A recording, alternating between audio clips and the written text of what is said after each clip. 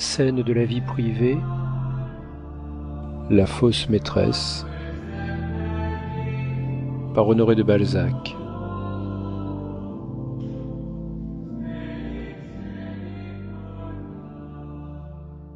Dédié à la comtesse Clara Maffei.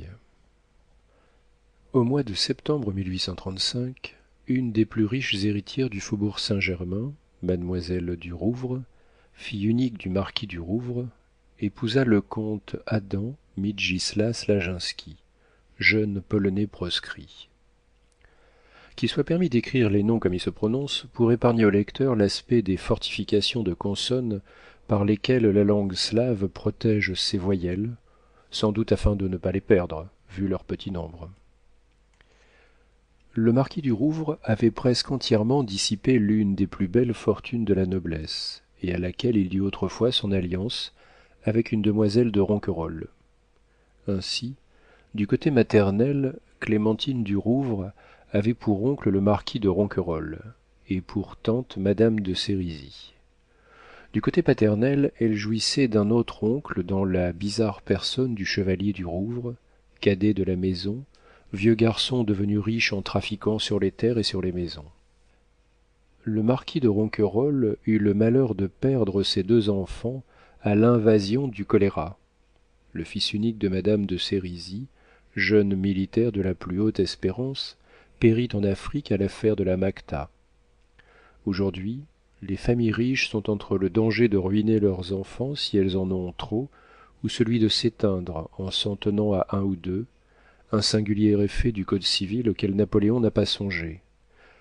Par un effet du hasard, malgré les dissipations insensées du marquis du Rouvre pour Florine, une des plus charmantes actrices de Paris, Clémentine devint donc une héritière. Le marquis de Ronquerolles, un des plus habiles diplomates de la nouvelle dynastie, sa sœur, madame de Sérizy, et le chevalier du Rouvre convinrent, pour sauver leur fortune des griffes du marquis, d'en disposer en faveur de leur nièce, à laquelle ils promirent d'assurer, au jour de son mariage, chacun 10 000 francs de rente. Il est parfaitement inutile de dire que le Polonais, quoique réfugié, ne coûtait absolument rien au gouvernement français.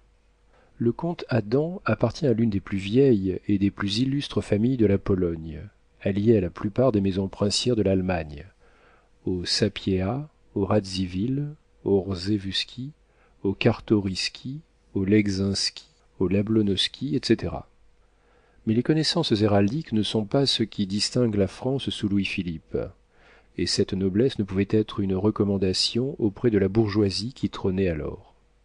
D'ailleurs, quand en 1833, Adam se montra sur le boulevard des Italiens, à Frascati, au Jockey-Club, il mena la vie d'un jeune homme qui, perdant ses espérances politiques, retrouvait ses vices et son amour pour le plaisir. On le prit pour un étudiant. La nationalité polonaise, par l'effet d'une odieuse réaction gouvernementale, était alors tombée aussi bas que les républicains la voulaient mettre haut. La lutte étrange du mouvement contre la résistance, deux mots qui seront inexplicables dans 30 ans, fit un jouet de ce qui devait être si respectable. Le nom d'une nation vaincue à qui la France accordait l'hospitalité, pour qui l'on inventait des fêtes, pour qui l'on chantait et l'on dansait par souscription. Enfin une nation qui, lors de la lutte entre l'Europe et la France, lui avait offert 6 000 hommes en 1796. Et quels hommes! N'allez pas inférer de ceci que l'on veuille donner tort à l'empereur Nicolas contre la Pologne, ou à la Pologne contre l'empereur Nicolas. Ce serait d'abord une assez sotte chose que de glisser des discussions politiques dans un récit qui doit ou amuser ou intéresser. Puis, la Russie et la Pologne avaient également raison, l'une de vouloir l'unité de son empire, l'autre de vouloir redevenir libre. Disons en passant que la Pologne pouvait conquérir la Russie par l'influence de ses mœurs, au lieu de la combattre par les armes, en imitant les Chinois, qui ont fini par chinoiser les Tartares, et qui chinoiseront les Anglais, il faut l'espérer.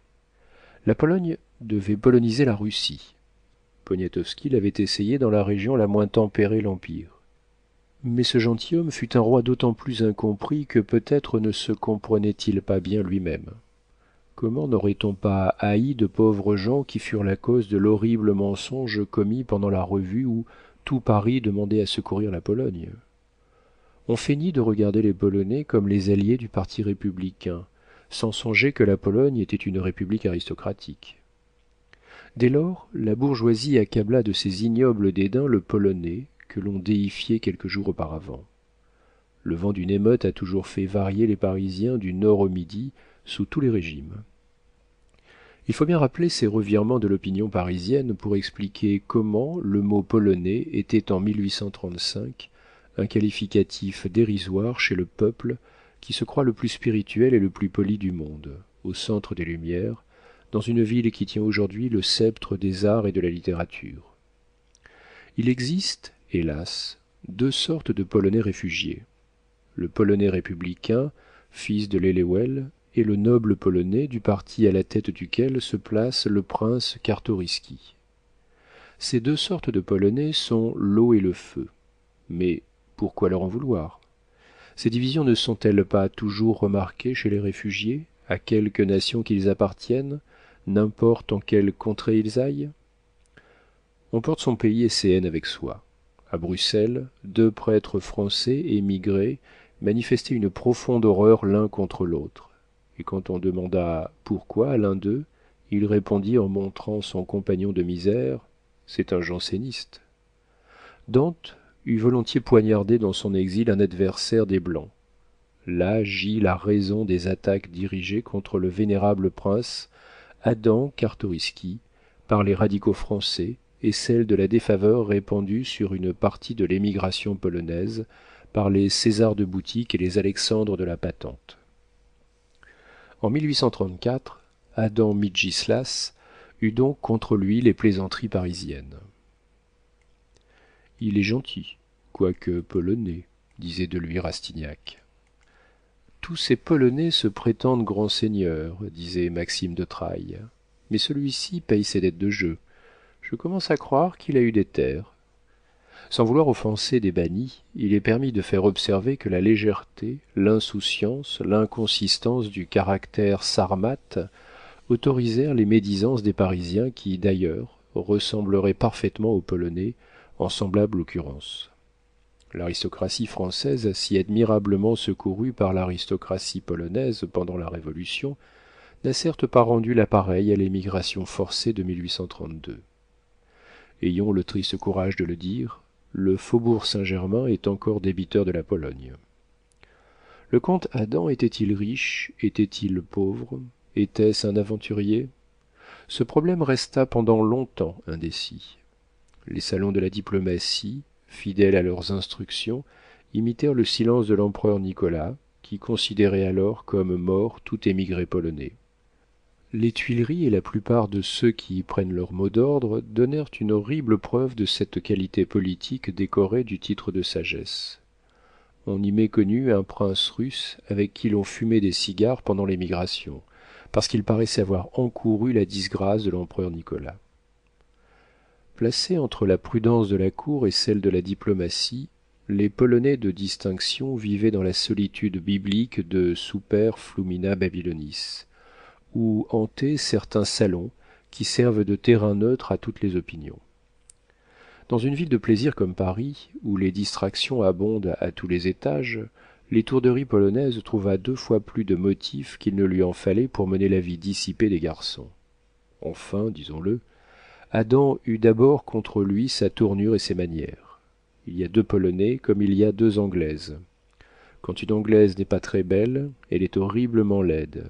Et le comte Adam appartient à la seconde catégorie. Sa petite figure assez aigre de ton semble avoir été pressée dans un étau. Son nez court, ses cheveux blonds, ses moustaches et sa barbe rousse lui donnent d'autant plus l'air d'une chèvre qu'il est petit, maigre, et que ses yeux d'un jaune sale vous saisissent par ce regard oblique si célèbre par le vers de Virgile. Comment, malgré tant de conditions défavorables, possède-t-il des manières et un ton exquis? La solution de ce problème s'explique et par une tenue de dandy et par l'éducation due à sa mère, une Radziwill. Si son courage va jusqu'à la témérité, son esprit ne dépasse point les plaisanteries courantes et éphémères de la conversation parisienne. mais il ne rencontre pas souvent parmi les jeunes gens à la mode un garçon qui lui soit supérieur. Les gens du monde causent aujourd'hui beaucoup trop chevaux, revenus, impôts, députés, pour que la conversation française reste ce qu'elle fut.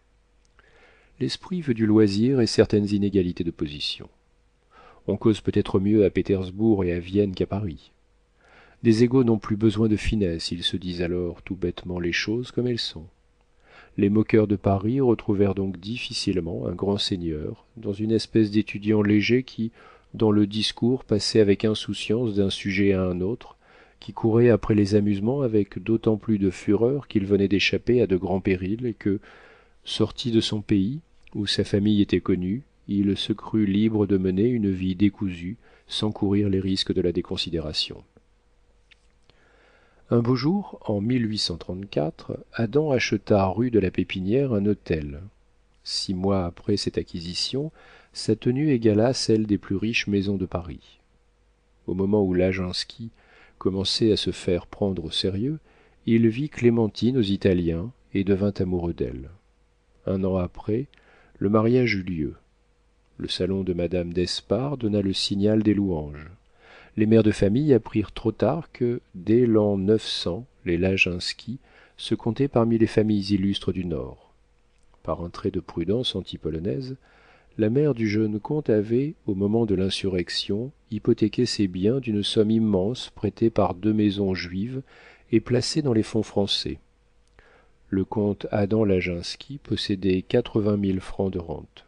On ne s'étonna plus de l'imprudence avec laquelle, selon beaucoup de salons, madame de Sérisy, le vieux diplomate Ronquerolles et le chevalier du Rouvre cédaient à la folle passion de leur nièce. On passa, comme toujours, d'un extrême à l'autre. Pendant l'hiver de 1836, le comte Adam fut à la mode, et Clémentine Laginska devint une des reines de Paris. Madame de Laginska fait aujourd'hui partie de ce charmant groupe de jeunes femmes où brillent mesdames de l'Estorade, de Portenduère, Marie de Vandenesse, du Guénic et de Maufrigneuse, les fleurs du Paris actuel, qui vivent à une grande distance des parvenus, des bourgeois et des faiseurs de la nouvelle politique. Ce préambule était nécessaire pour déterminer la sphère dans laquelle s'est passée une de ces actions sublimes, moins rares que les détracteurs du temps présent ne le croient, qui sont, comme les belles perles, le fruit d'une souffrance ou d'une douleur, et qui, semblables aux perles, sont cachées sous de rudes écailles, perdues enfin au fond de ce gouffre, de cette mer, de cette onde incessamment remuée, nommée le monde, le siècle, Paris, Londres ou Pétersbourg, comme vous voudrez. Si jamais cette vérité, que l'architecture est l'expression des mœurs, fut démontrée, n'est-ce pas depuis l'insurrection de 1830, sous le règne de la maison d'Orléans? Toutes les fortunes se rétrécissant en France, les majestueux hôtels de nos pères sont incessamment démolis et remplacés par des espèces de phalanstères où le pair de France de Juillet habite un 3e étage au-dessus d'un empirique enrichi. Les styles sont confusément employés. Comme il n'existe plus de cour, ni de noblesse pour donner le ton, on ne voit aucun ensemble dans les productions de l'art. De son côté, jamais l'architecture n'a découvert plus de moyens économiques pour singer le vrai, le solide, et n'a déployé plus de ressources, plus de génie dans les distributions. Proposez à un artiste la lisière du jardin d'un vieil hôtel abattu, il vous y bâtit un petit Louvre écrasé d'ornements. Il y trouve une cour, des écuries, et si vous y tenez un jardin. À l'intérieur, il accumule tant de petites pièces et de dégagements, il sait si bien tromper l'œil qu'on s'y croit à l'aise. Enfin, il y foisonne tant de logements qu'une famille ducale fait ses évolutions dans l'ancien fournil d'un président à Mortier. L'hôtel de la comtesse Laginska, rue de la Pépinière, une de ses créations modernes, est entre cour et jardin. À droite, dans la cour, s'étendent les communs, auxquels répondent à gauche les remises et les écuries. La loge du concierge s'élève entre 2 charmantes portes cochères. Le grand luxe de cette maison consiste en une charmante serre agencée à la suite d'un boudoir au rez-de-chaussée, où se déploient d'admirables appartements de réception. Un philanthrope chassé d'Angleterre, avait bâti cette bijouterie architecturale, construit la serre, dessiné le jardin, verni les portes, briqueté les communs, verdi les fenêtres et réalisé l'un de ces rêves pareils, toute proportion gardée, à celui de George IV à Brighton. Le fécond, l'industrieux, le rapide ouvrier de Paris lui avait sculpté ses portes et ses fenêtres. On lui avait imité les plafonds du Moyen Âge ou ceux des palais vénitiens et prodigué les plaquages de marbre en tableaux extérieurs. Elscoët et Klagmann travaillèrent les dessus de portes et les cheminées. Boulanger avait magistralement peint les plafonds. Les merveilles de l'escalier, blanc comme le bras d'une femme, défiaient celles de l'hôtel Rothschild. À cause des émeutes, le prix de cette folie ne monta pas à plus de 1100 000 francs. Pour un Anglais, ce fut donné. Tout ce luxe, dit princier par des gens qui ne savent plus ce qu'est un vrai prince, tenait dans l'ancien jardin de l'hôtel d'un fournisseur, un des Crésus de la Révolution, mort à Bruxelles en faillite après un sans dessus dessous de bourse. L'Anglais mourut à Paris, de Paris, car pour bien des gens, Paris est une maladie. Il est quelquefois plusieurs maladies. Sa veuve, une méthodiste, manifesta la plus profonde horreur pour la petite maison du nabab. Ce philanthrope était un marchand d'opium. La pudique veuve ordonna de vendre le scandaleux immeuble, au moment où les émeutes mettaient en question la paix à tout prix. Le comte Adam profita de cette occasion, vous saurez comment, car rien n'était moins dans ses habitudes de grand seigneur. Derrière cette maison, bâtie en pierre brodée comme melon, s'étale le velours vert d'une pelouse anglaise, ombragée au fond par un élégant massif d'arbres exotiques, d'où s'élance un pavillon chinois avec ses clochettes muettes et ses œufs dorés immobiles. La serre et ses constructions fantastiques déguisent le mur de clôture au midi. L'autre mur, qui fait face à la serre, est caché par des plantes grimpantes façonnées en portique à l'aide de mâts peints en vert et réunies par des traverses. Cette prairie, ce monde de fleurs, ces allées sablées, ce simulacre de forêt, ces palissades aériennes se développent dans 25 perches carrées, qui valent aujourd'hui 400 000 francs, la valeur d'une vraie forêt. Au milieu de ce silence obtenu dans Paris, les oiseaux chantent. Il y a des merles, des rossignols, des bouvreuils, des fauvettes et beaucoup de moineaux. La serre est une immense jardinière où l'air est chargé de parfums, où l'on se promène en hiver comme si l'été brillait de tous ses feux. Les moyens par lesquels on compose une atmosphère à sa guise, la Tauride, la Chine ou l'Italie, sont habilement dérobés au regard. Les tubes où circule l'eau bouillante, la vapeur, un calorique quelconque, sont enveloppés de terre et se produisent au regard comme des guirlandes de fleurs vivantes. Vaste est le boudoir. Sur un terrain restreint, le miracle de cette fée parisienne appelée l'architecture est de rendre tout grand. Le boudoir de la jeune comtesse fut la coquetterie de l'artiste, à qui le comte Adam livra l'hôtel à décorer de nouveau. Une faute y est impossible. Il y a trop de jolis riens. L'amour ne saurait où se poser parmi des travailleuses sculptées en Chine, où l'œil aperçoit des milliers de figures bizarres fouillées dans l'ivoire et dont la génération a usé 2 familles chinoises. Des coupes de topaze brûlées montées sur un pied de filigrane, des mosaïques qui inspirent le vol, des tableaux hollandais comme en refait Meissonnier, des anges conçus comme les exécute Gérard Séguin, qui ne veut pas vendre les siens, des statuettes sculptées par des génies poursuivis par leurs créanciers, véritable explication des mythes arabes, les sublimes ébauches de nos premiers artistes, des devants de bahut pour boiseries et dont les panneaux alternent avec les fantaisies de la soierie indienne, des portières qui s'échappent en flots dorés de dessous une traverse en chêne noir où grouille une chasse entière, des meubles dignes de Madame de Pompadour, un tapis de Perse, etc. Enfin, dernière grâce, ces richesses éclairées par un demi-jour qui filtre à travers 2 rideaux de dentelle en paraissaient encore plus charmantes. Sur une console parmi des antiquités, une cravache dont le bout fut sculpté par mademoiselle de Fauveau disait que la comtesse aimait à monter à cheval. Tel est un boudoir en 1837, un étalage de marchandises qui divertissent les regards, comme si l'ennui menaçait la société la plus remueuse et la plus remuée du monde. Pourquoi rien d'intime, rien qui porte à la rêverie, au calme? Pourquoi? Personne n'est sûr de son lendemain, et chacun jouit de la vie en usufruitier prodigue. Par une matinée, Clémentine se donnait l'air de réfléchir, étalée sur une de ces méridiennes merveilleuses d'où l'on ne peut pas se lever, tant le tapissier qui les inventa sut saisir les rondeurs de la paresse et les aises du farniente.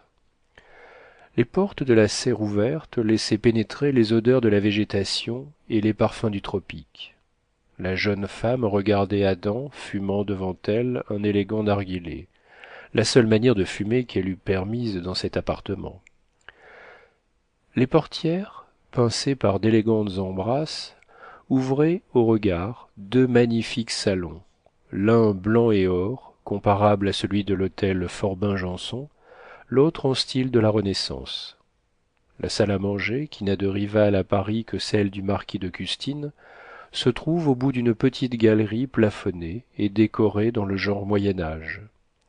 La galerie est précédée du côté de la cour par une grande antichambre d'où l'on aperçoit, à travers les portes en glace, les merveilles de l'escalier. Le comte et la comtesse venaient de déjeuner. Le ciel offrait une nappe d'azur sans le moindre nuage. Le mois d'avril finissait. Ce ménage comptait 2 ans de bonheur, et Clémentine avait depuis 2 jours seulement découvert dans sa maison quelque chose qui ressemblait à un secret, à un mystère. Le Polonais, disons-le encore à sa gloire, est généralement faible devant la femme. Il est si plein de tendresse pour elle qu'il lui devient inférieur en Pologne. Et quoique les Polonaises soient d'admirables femmes, le Polonais est encore plus promptement mis en déroute par une Parisienne. Aussi, le comte Adam, pressé de questions, n'eut-il pas l'innocente rouerie de vendre le secret à sa femme. Avec une femme, il faut toujours tirer parti d'un secret. Elle vous en sait gré, comme un fripon accorde son respect à l'honnête homme qu'il n'a pas pu jouer. Plus brave que parleur, le comte avait seulement stipulé de ne répondre qu'après avoir fini son narguilé plein de tombaki. En voyage, disait-elle, à toute difficulté tu me répondais par Paz arrangera cela. Tu n'écrivais qu'à Paz. De retour ici, tout le monde me dit le capitaine. Je veux sortir, le capitaine. S'agit-il d'acquitter un mémoire, le capitaine. Mon cheval a-t-il le trot dur, on en parle au capitaine Paz. Enfin, ici, c'est pour moi comme au jeu de dominos. Il y a Paz partout. Je n'entends parler que de Paz, et je ne peux pas voir Paz. Qu'est-ce que c'est que Paz? Qu'on m'apporte notre Paz. Tout ne va donc pas bien? Dit le comte en quittant le bocchettino de son narguilé. Tout va si bien qu'avec 200 000 francs de rente, on se ruinerait à mener le train que nous avons avec 110 000 francs, dit-elle. Elle tira le riche cordon de sonnette, fait au petit point, une merveille. Un valet de chambre, habillé comme un ministre, vint aussitôt. Dites à monsieur le capitaine Paz que je désire lui parler. Si vous croyez apprendre quelque chose ainsi, dit en souriant le comte Adam. Il n'est pas inutile de faire observer qu'Adam et Clémentine, mariés au mois de décembre 1835, étaient allés, après avoir passé l'hiver à Paris, en Italie, en Suisse et en Allemagne pendant l'année 1836. Revenue au mois de novembre, la comtesse reçut pour la première fois pendant l'hiver qui venait de finir, et s'aperçut alors de l'existence quasi muette, effacée, mais salutaire, d'un factotum dont la personne paraissait invisible, ce capitaine Paz, P-A-C-C-D-I, dont le nom se prononce comme il est écrit. Monsieur le capitaine Paz prie madame la comtesse de l'excuser. Il est aux écuries et dans un costume qui ne lui permet pas de venir à l'instant. Mais une fois habillé, le comte Paz se présentera, dit le valet de chambre. Que faisait-il donc? Il montrait comment doit se panser le cheval de madame, que Constantin ne brossait pas à sa fantaisie, répondit le valet de chambre. La comtesse regarda son domestique, il était sérieux et se gardait bien de commenter sa phrase par le sourire que se permettent les inférieurs en parlant d'un supérieur qui leur paraît descendu jusqu'à eux. Ah, il brossait Cora. Madame la comtesse ne monte-t-elle pas à cheval ce matin? Le valet de chambre s'en alla sans réponse. Est-ce un Polonais demanda Clémentine à son mari, qui inclina la tête en manière d'affirmation. Clémentine Laginska resta muette en examinant Adam. Les pieds presque tendus sur un coussin, la tête dans la position de celle d'un oiseau qui écoute au bord de son nid les bruits du bocage, elle eût paru ravissante à un homme blasé. Blonde et mince, les cheveux à l'anglaise, elle ressemblait alors à ces figures quasi fabuleuses des Kipsiks, surtout vêtue de son peignoir en soie façon de Perse, dont les plis touffus ne déguisaient pas si bien les trésors de son corps et la finesse de la taille qu'on ne put les admirer à travers ses voiles épais de fleurs et de broderies. En se croisant sur sa poitrine, l'étoffe aux brillantes couleurs laissait voir le bas du cou, dont les tons blancs contrastaient avec ceux d'une riche guipure appliquée sur les épaules. Les yeux, bordés de cils noirs, ajoutaient à l'expression de curiosité qui fronçait une jolie bouche. Sur le front bien modelé, l'on remarquait les rondeurs caractéristiques de la parisienne volontaire, rieuse, instruite, mais inaccessible à des séductions vulgaires. Ses mains pendaient au bout de chaque bras de son fauteuil, presque transparentes. Ses doigts en fuseau et retroussés du bout montraient des ongles, espèces d'amandes roses, où s'arrêtait la lumière. Adam souriait de l'impatience de sa femme et la regardait d'un œil que la satiété conjugale ne tiédissait pas encore. Déjà, cette petite comtesse Fluette avait su se rendre maîtresse chez elle, car elle répondit à peine aux admirations d'Adam. Dans ses regards jetés à la dérobée sur lui, peut-être y avait-il déjà la conscience de la supériorité d'une Parisienne sur ce Polonais mièvre, maigre et rouge. Voilà Paz, dit le comte en entendant un pas qui retentissait dans la galerie. La comtesse vit entrer un grand bel homme, bien fait, qui portait sur sa figure les traces de cette douceur, fruit de la force et du courage. Paz avait mis à la hâte une de ces redingotes serrées à brandebourgs attachées par des olives, qui jadis s'appelaient des polonaises. D'abondants cheveux noirs assez mal peignés entouraient sa tête carrée, et Clémentine put voir, brillant comme un bloc de marbre, un front large, car Paz tenait à la main une casquette à visière. Cette main ressemblait à celle de l'Hercule à l'enfant. La santé la plus robuste fleurissait sur ce visage également partagé par un grand nez romain qui rappela les beaux Trastevérins à Clémentine. Une cravate en taffetas noir achevait de donner une tournure martiale à ce mystère de 5 pieds 7 pouces aux yeux de jais et d'un éclat italien. L'ampleur d'un pantalon à plis qui ne laissait voir que le bout des bottes trahissait le culte de Paz pour les modes de la Pologne. Vraiment, pour une femme romanesque, il y aurait eu du burlesque dans le contraste si heurté qui se remarquait entre le capitaine et le comte, entre ce petit polonais à figure étroite et ce beau militaire, entre ce paladin et ce palatin. Bonjour Adam, dit-il familièrement au comte. Puis il s'inclina gracieusement en demandant à Clémentine en quoi il pouvait la servir. Vous êtes donc l'ami de Laginski, dit la jeune femme. À la vie à la mort, répondit Paz, à qui le jeune comte jeta le plus affectueux sourire en lançant sa dernière bouffée de fumée odorante. Eh bien, pourquoi ne mangez-vous pas avec nous? Pourquoi ne nous avez-vous pas accompagnés en Italie et en Suisse? Pourquoi vous cachez-vous ici de manière à vous dérober aux remerciements que je vous dois pour les services constants que vous nous rendez? Dit la jeune comtesse avec une sorte de vivacité, mais sans la moindre émotion. En effet, elle démêlait en Paz une sorte de servitude volontaire. Cette idée n'allait pas alors sans une sorte de mésestime pour un amphibie social, un être à la fois secrétaire et intendant, ni tout à fait intendant, ni tout à fait secrétaire, quelque parent pauvre, un ami gênant.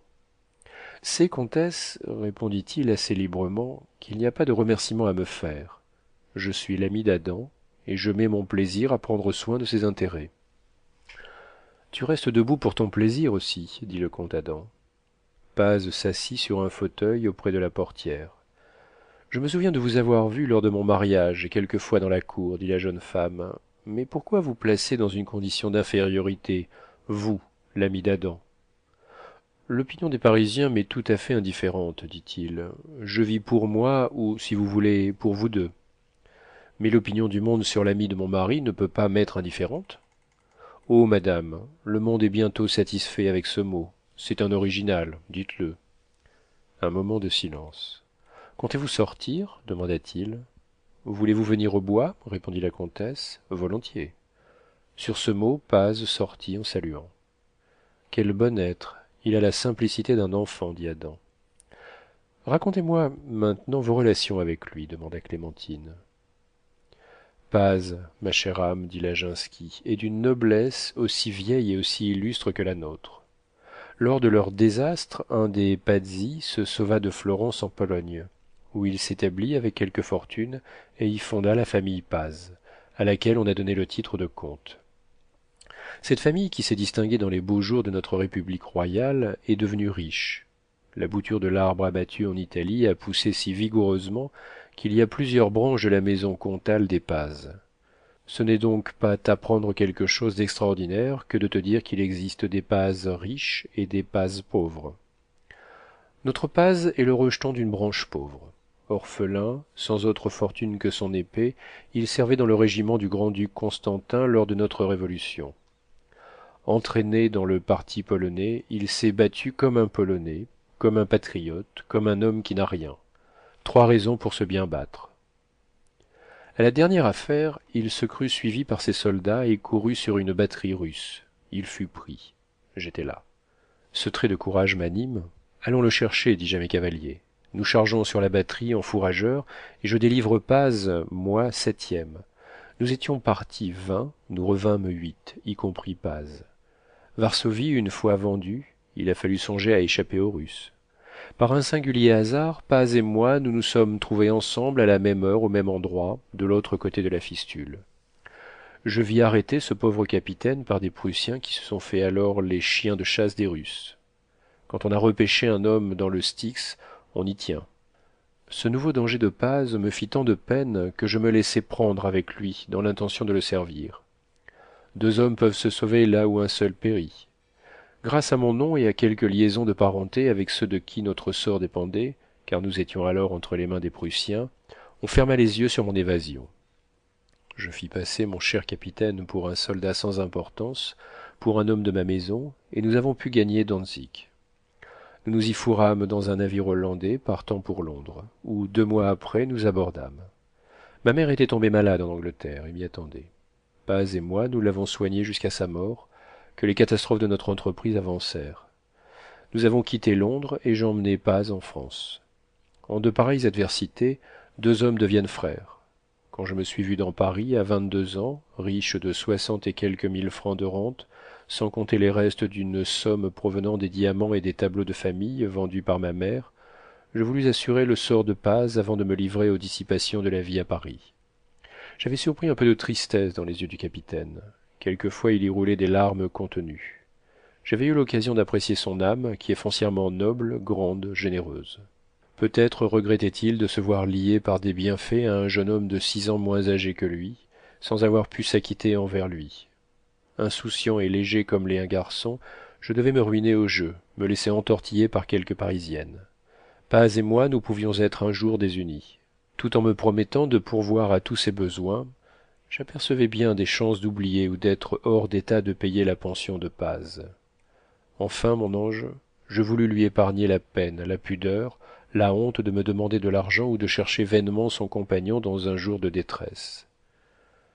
Dunque, un matin, après déjeuner, les pieds sur les chenets, fumant chacun notre pipe, après avoir bien rougi, pris bien des précautions, le voyant me regarder avec inquiétude, je lui tendis une inscription de rente au porteur de 2400 francs.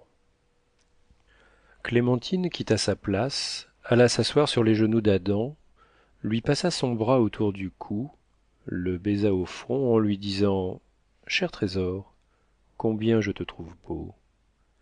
Et qu'a fait Paz? Thaddée, reprit le comte, a pâli sans rien dire. Ah, il se nomme Thaddée. Oui. Thaddée a replié le papier, me l'a rendu en me disant « J'ai cru, Adam, que c'était entre nous à la vie à la mort, et que nous ne nous quitterions jamais. Tu ne veux donc pas de moi ?» Ah, fis-je, tu l'entends ainsi, Thaddée. Eh bien, n'en parlons plus. Si je me ruine, tu seras ruiné. Tu n'as pas, me dit-il, assez de fortune pour vivre en Laginski. Ne te faut-il pas alors un ami qui s'occupe de tes affaires, qui soit un père et un frère, un confident sûr? Ma chère enfant, en me disant ces paroles, Paz a eu dans le regard et dans la voix un calme qui couvrait une émotion maternelle, mais qui révélait une reconnaissance d'arabe, un dévouement de caniche, une amitié de sauvage, sans faste et toujours prête. Ma foi, je l'ai pris comme nous nous prenons, nous autres Polonais, la main sur l'épaule, et je l'embrassai sur les lèvres. À la vie et à la mort donc. Tout ce que j'ai t'appartient, et fais comme tu voudras.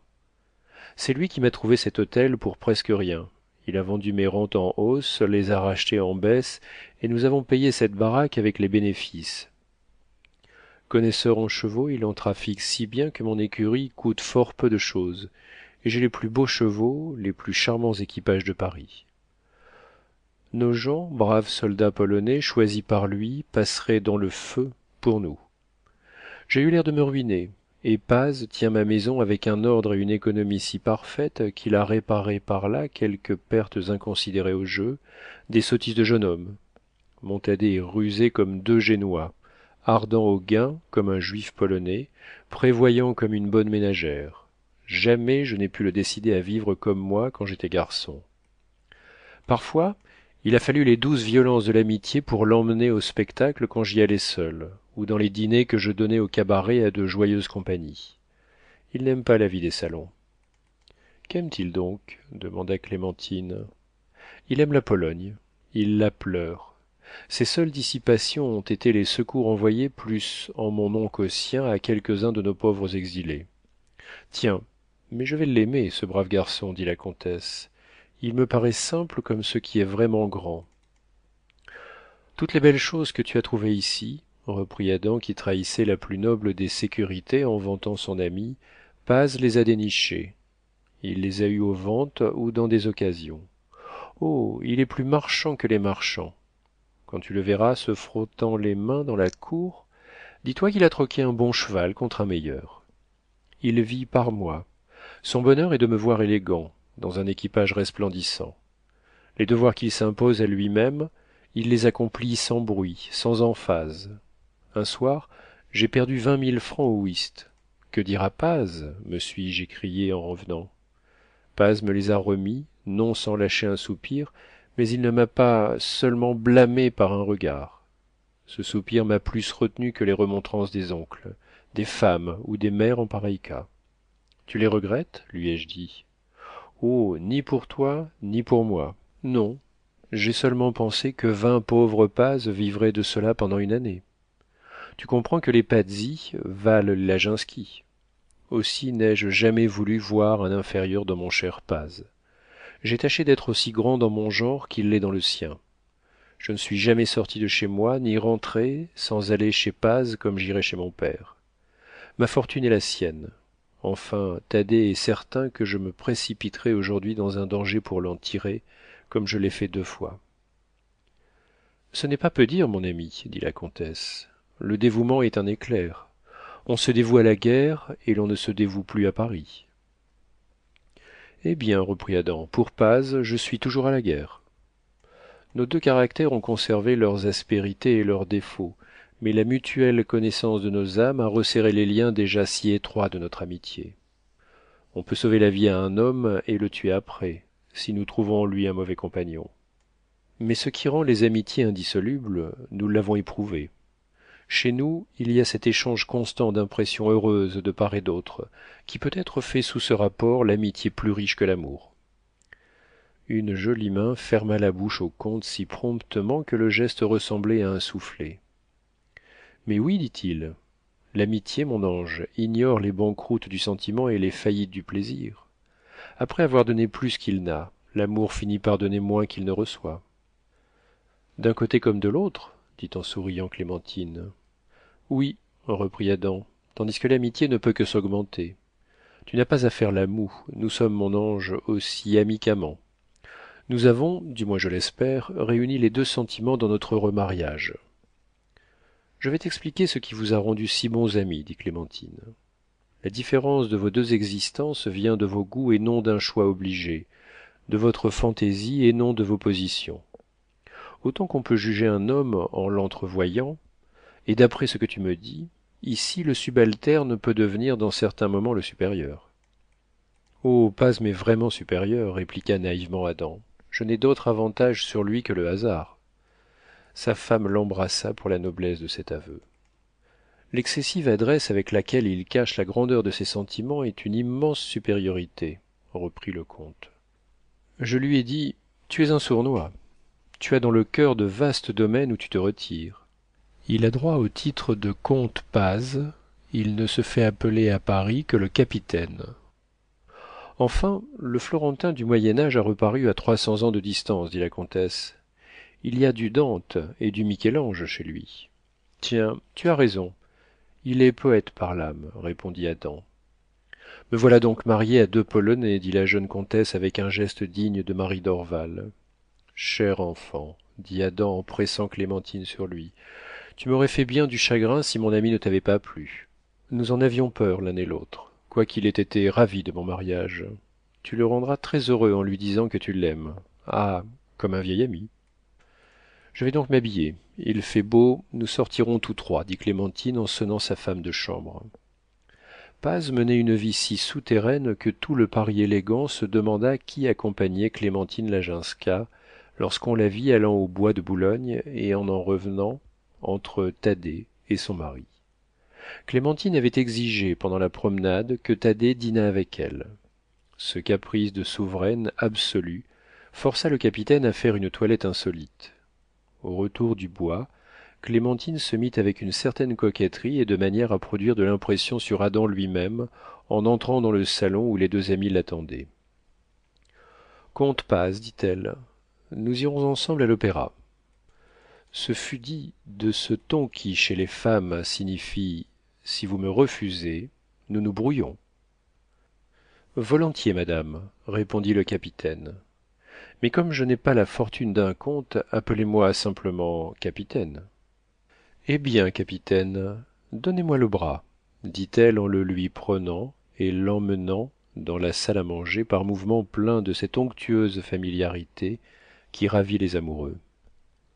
La comtesse plaça près d'elle le capitaine, dont l'attitude fut celle d'un sous-lieutenant pauvre dînant chez un riche général. Paz laissa parler Clémentine, l'écouta tout en lui témoignant la déférence qu'on a pour un supérieur, ne la contredit en rien et attendit une interrogation formelle avant de répondre. Enfin, il parut presque stupide à la comtesse, dont les coquetteries échouèrent devant ce sérieux glacial et ce respect diplomatique.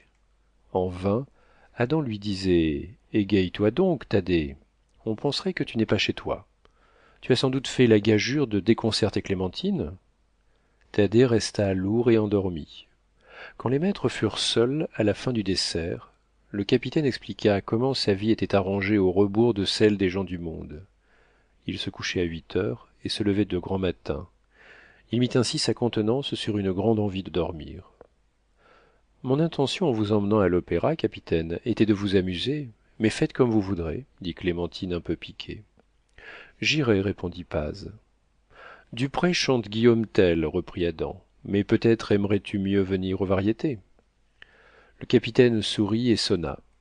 Le valet de chambre vint. Constantin, lui dit-il, attellera la voiture au lieu d'atteler le coupé. Nous ne tiendrions pas sans être gênés, ajouta-t-il en regardant le comte. Un Français aurait oublié cela, dit Clémentine en souriant. Ah, mais nous sommes des Florentins transplantés dans le Nord, répondit Thaddée avec une finesse d'accent et avec un regard qui firent voir dans sa conduite à table l'effet d'un parti pris. Par une imprudence assez concevable, il y eut trop de contraste entre la mise en scène involontaire de cette phrase et l'attitude de Paz pendant le dîner. Clémentine examina le capitaine par une de ces œillades sournoises qui annoncent à la fois de l'étonnement et de l'observation chez les femmes. Aussi, pendant le temps où tous trois ils prirent le café au salon, régna-t-il un silence assez gênant pour Adam, incapable d'en deviner le pourquoi. Clémentine n'agaçait plus Thaddée. De son côté, le capitaine reprit sa raideur militaire et ne la quitta plus, ni pendant la route, ni dans la loge, où il feignit de dormir. vous voyez, madame, que je suis un bien ennuyeux personnage, dit-il au dernier acte de Guillaume Tell, pendant la danse. N'avais-je pas bien raison de rester, comme on dit, dans ma spécialité? Ma foi, mon cher capitaine, vous n'êtes ni charlatan ni causeur. Vous êtes très peu polonais. Laissez-moi donc, reprit-il, veiller à vos plaisirs, à votre fortune et à votre maison. Je ne suis bon qu'à cela. Tartuffe va, dit en souriant le comte Adam. Ma chère, il est plein de cœur, il est instruit, il pourrait, s'il voulait, tenir sa place dans un salon. Clémentine ne prend pas sa modestie au mot. Adieu, comtesse, j'ai fait preuve de complaisance, je me sers de votre voiture pour aller dormir au plus tôt et vais vous la renvoyer. Clémentine fit une inclination de tête et le laissa partir sans rien répondre. Quel ours dit-elle au comte, tu es bien plus gentil, toi. Adam serra la main de sa femme sans qu'on pût le voir. Pauvre cher Thaddée, il s'est efforcé de se faire repoussoir là où bien des hommes auraient tâché de paraître plus aimables que moi. Oh, dit-elle, je ne sais pas s'il n'y a point de calcul dans sa conduite. Il aurait intrigué une femme ordinaire. Une demi-heure après, pendant que Boleslas, le chasseur, criait « La porte !», que le cocher, sa voiture tournée pour entrer, attendait que les deux battants fussent ouverts, Clémentine dit au comte « Où perche donc le capitaine ?» Tiens, là, répondit Adam en montrant un petit étage en attique, élégamment élevé de chaque côté de la porte cochère, et dont une fenêtre donnait sur la rue. Son appartement s'étend au-dessus des remises. Et qui donc occupe l'autre côté? Personne encore, répondit Adam. L'autre petit appartement, situé au-dessus des écuries, sera pour nos enfants et pour leurs précepteurs. Il n'est pas couché, dit la comtesse en apercevant de la lumière chez Thaddée, quand la voiture fut sous le portique à colonnes copié sur celle des Tuileries et qui remplaçait la vulgaire marquise de zinc peint en coutil. Le capitaine en robe de chambre, une pipe à la main, regardait Clémentine entrant dans le vestibule. La journée avait été rude pour lui. Voici pourquoi. Thaddée eut dans le cœur un terrible mouvement le jour où, conduit par Adam aux Italiens pour la juger, il avait vu mademoiselle du Rouvre. Quand il la revit à la mairie et à Saint-Thomas-d'Aquin, il reconnut en elle cette femme que tout homme doit aimer exclusivement, car Don Juan lui-même en préférait une dans les mille lettrés. Aussi Paz conseilla-t-il fortement le voyage classique après le mariage. Quasi tranquille pendant tout le temps que dura l'absence de Clémentine, ses souffrances recommençaient depuis le retour de ce joli ménage. Or, voici ce qu'il pensait en fumant du lataki, dans sa pipe de merisier longue de 6 pieds. Un présent d'Adam. Moi, seul, et Dieu, qui me récompensera d'avoir souffert en silence, nous devons seuls savoir à quel point je l'aime. Mais comment n'avoir ni son amour ni sa haine? Et il réfléchissait à perte de vue sur ce théorème de stratégie amoureuse. Il ne faut pas croire que Thaddée vécut sans plaisir au milieu de sa douleur. Les sublimes tromperies de cette journée furent des sources de joie intérieure. Depuis le retour de Clémentine et d'Adam, il éprouvait de jour en jour des satisfactions ineffables en se voyant nécessaire à ce ménage qui, sans son dévouement, eût marché certainement à sa ruine. Quelle fortune résisterait aux prodigalités de la vie parisienne? Élevée chez un père dissipateur, Clémentine ne savait rien de la tenue d'une maison, qu'aujourd'hui les femmes les plus riches, les plus nobles sont obligées de surveiller par elles-mêmes. Qui maintenant peut avoir un intendant? Adam, de son côté, fils d'un de ces grands seigneurs polonais qui se laissent dévorer par les juifs, incapable d'administrer les débris d'une des plus immenses fortunes de Pologne, où il y en a d'immenses, n'était pas d'un caractère à brider ni ses fantaisies, ni celles de sa femme. Seul, il se fût ruiné peut-être avant son mariage. Paz l'avait empêché de jouer à la bourse. N'est-ce pas déjà tout dire? Ainsi, en se sentant aimée malgré lui, Clémentine, Paz n'eut pas la ressource de quitter la maison et d'aller voyager pour oublier sa passion.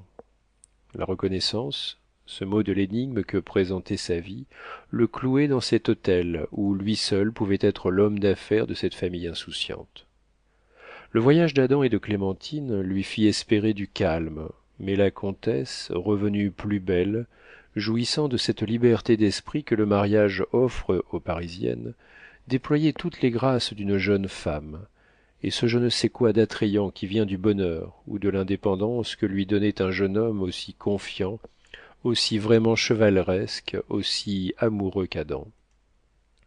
Avoir la certitude d'être la cheville ouvrière de la splendeur de cette maison, voir Clémentine descendant de voiture au retour d'une fête, ou partant le matin pour le bois, la rencontrer sur les boulevards dans sa jolie voiture, comme une fleur dans sa coque de feuilles, inspirait au pauvre Thaddée des voluptés mystérieuses et pleines qui s'épanouissaient au fond de son cœur, sans que jamais la moindre trace en parût sur son visage.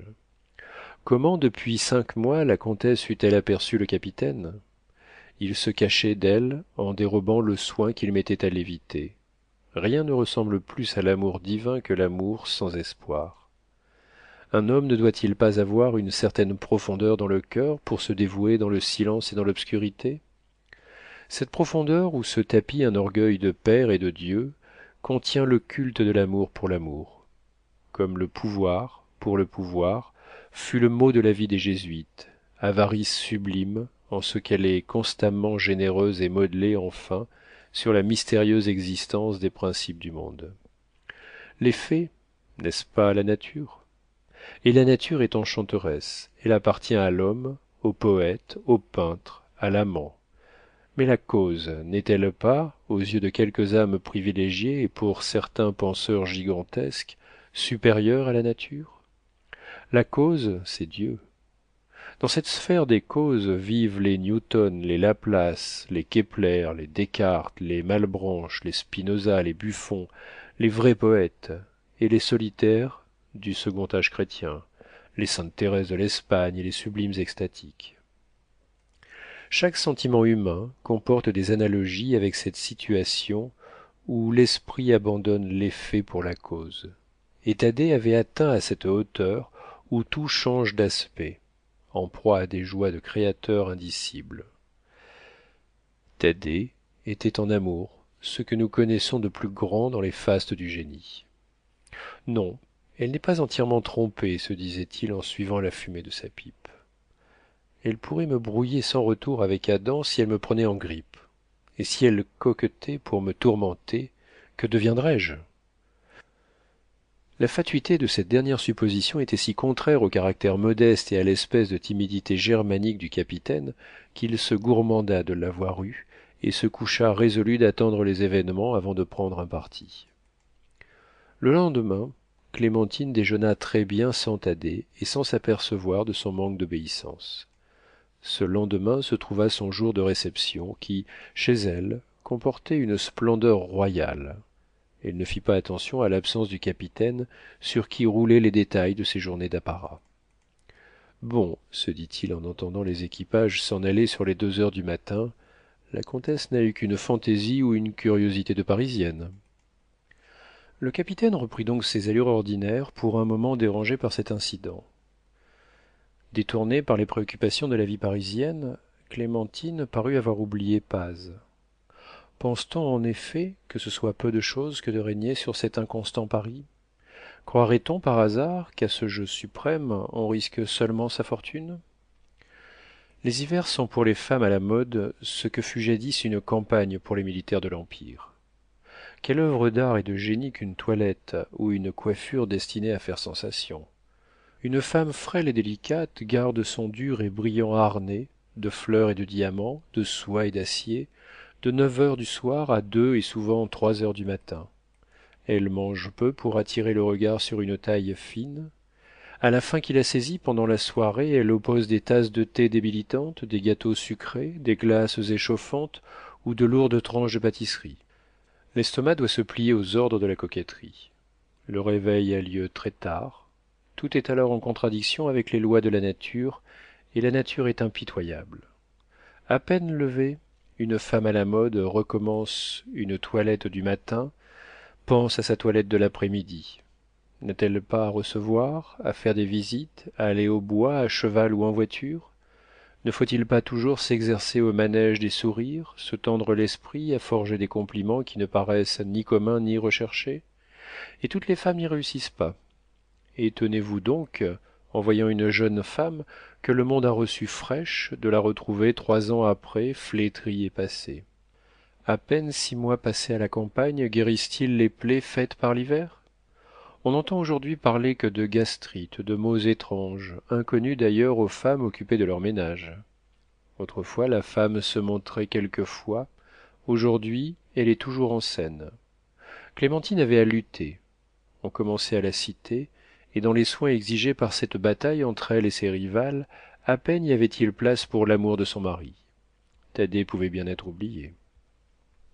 Cependant, un mois après, au mois de mai, quelques jours avant de partir pour la terre de Ronquerolles, en Bourgogne, au retour du bois, elle aperçut, dans la contre-allée des Champs-Élysées, Thaddée mis avec recherche, s'extasiant à voir sa comtesse, belle dans sa calèche, les chevaux fringants, les livrées étincelantes, enfin son cher ménage admiré.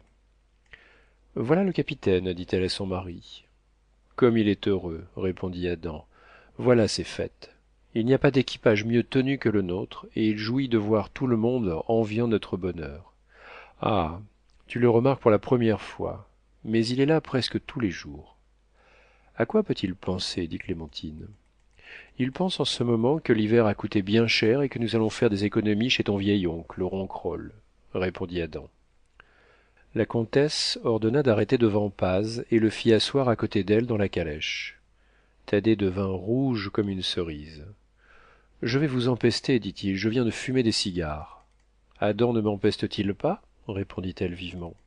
Oui, mais c'est Adam, répliqua le capitaine. Et pourquoi Thaddée n'aurait-il pas les mêmes privilèges? Dit la comtesse en souriant. Ce divin sourire eut une force qui triompha des héroïques résolutions de Paz. Il regarda Clémentine avec tout le feu de son âme dans ses yeux, mais tempéré par le témoignage angélique de sa reconnaissance à lui, homme qui ne vivait que par ce sentiment. La comtesse se croisa les bras dans son châle, s'appuya pensive sur les coussins en y froissant les plumes de son joli chapeau, et arrêta ses yeux sur les passants. Cet éclair d'une âme grande et jusque-là résignée attaqua sa sensibilité. Quel était après tout à ses yeux le mérite d'Adam? N'est-il pas naturel d'avoir du courage et de la générosité? Mais le capitaine. Thaddée possédait de plus qu'Adam ou paraissait posséder une immense supériorité. Quelle funeste pensée saisir la comtesse en observant de nouveau le contraste de la belle nature si complète qui distinguait Thaddée et de cette grêle nature qui, chez Adam, indiquait la dégénérescence forcée des familles aristocratiques assez insensées pour toujours s'allier entre elles.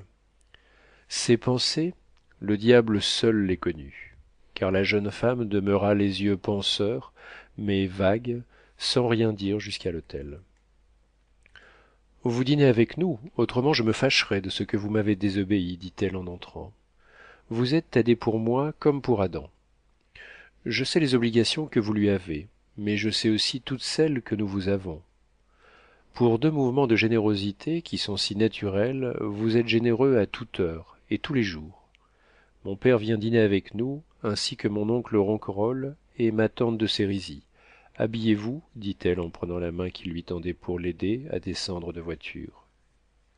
Thaddée monta chez lui pour s'habiller, le cœur à la fois heureux et comprimé par un tremblement horrible. Il descendit au dernier moment et rejoua pendant le dîner son rôle de militaire, bon seulement à remplir les fonctions d'un intendant. Mais cette fois Clémentine ne fut pas la dupe de Paz, dont le regard l'avait éclairée. Ronquerolles, l'ambassadeur le plus habile après le prince de Talleyrand, et qui servit si bien de Marsay pendant son court ministère, fut instruit par sa nièce de la haute valeur du comte Paz, qui se faisait si modestement l'intendant de son ami Midgislas. Et comment est-ce la première fois que je vois le comte Paz? Dit le marquis de Ronquerolles. Eh, il est sournois et cachotier, répondit Clémentine en lançant un regard à Paz pour lui dire de changer sa manière d'être. Hélas, il faut l'avouer, au risque de rendre le capitaine moins intéressant, Paz, quoique supérieur à son ami Adam, n'était pas un homme fort. Sa supériorité apparente, il la devait au malheur. Dans ses jours de misère et d'isolement, à Varsovie, il lisait, il s'instruisait, il comparait et méditait.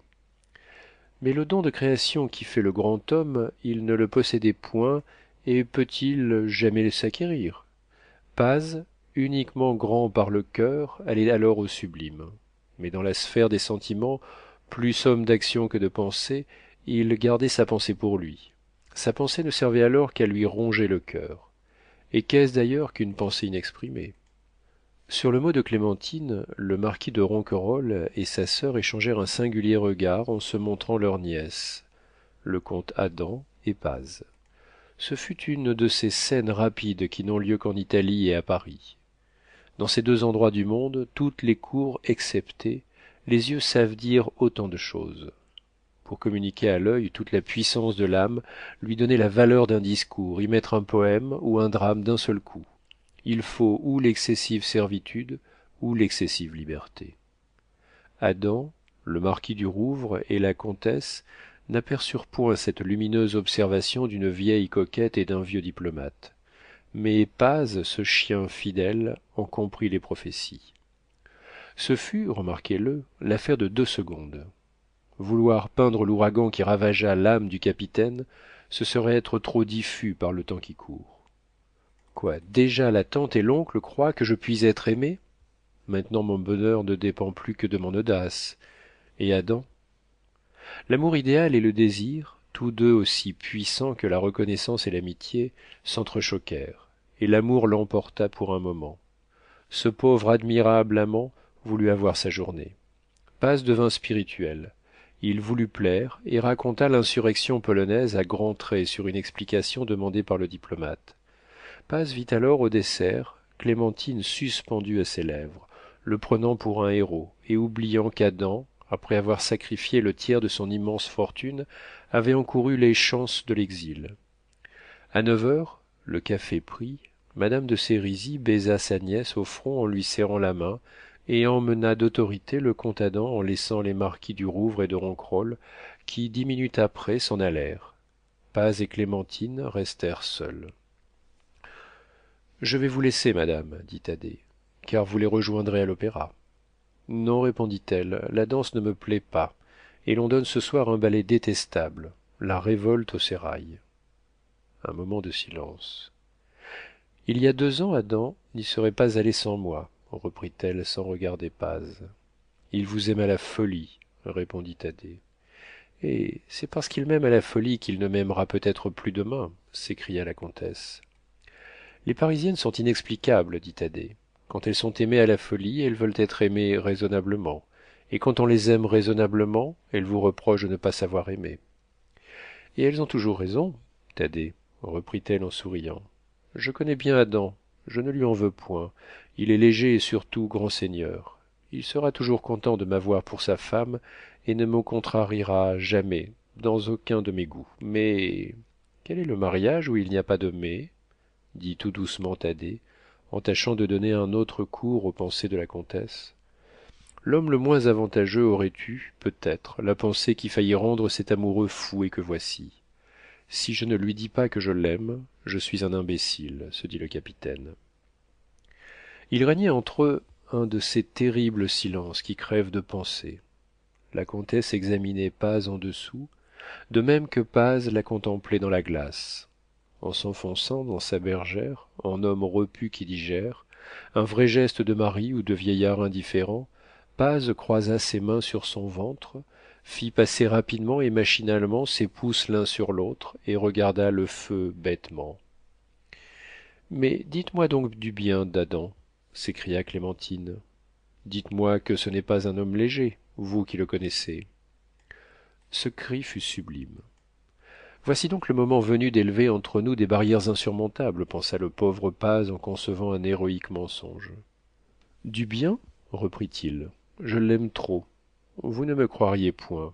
Je suis incapable de vous en dire du mal. Ainsi, mon rôle, madame, est bien difficile entre vous deux. Clémentine baissa la tête et regarda le bout des souliers vernis de Paz. Vous autres gens du Nord, vous n'avez que le courage physique. Vous manquez de constance dans vos décisions, dit-elle en murmurant. Qu'allez-vous faire seule, madame? Répondit Paz en prenant un air d'ingénuité parfait. Vous ne me tenez donc pas compagnie? Pardonnez-moi de vous quitter. Comment? Où allez-vous? Je vais au cirque. Il ouvre aux Champs-Élysées ce soir, et je ne puis y manquer. Et pourquoi? Dit Clémentine en l'interrogeant par un regard à demi colère. faut-il vous ouvrir mon cœur reprit-il en rougissant, vous confier ce que je cache à mon cher Adam qui croit que je n'aime que la Pologne? Ah, un secret chez notre noble capitaine, une infamie que vous comprendrez et de laquelle vous me consolerez. Vous, infâme? Oui, moi, comte Paz.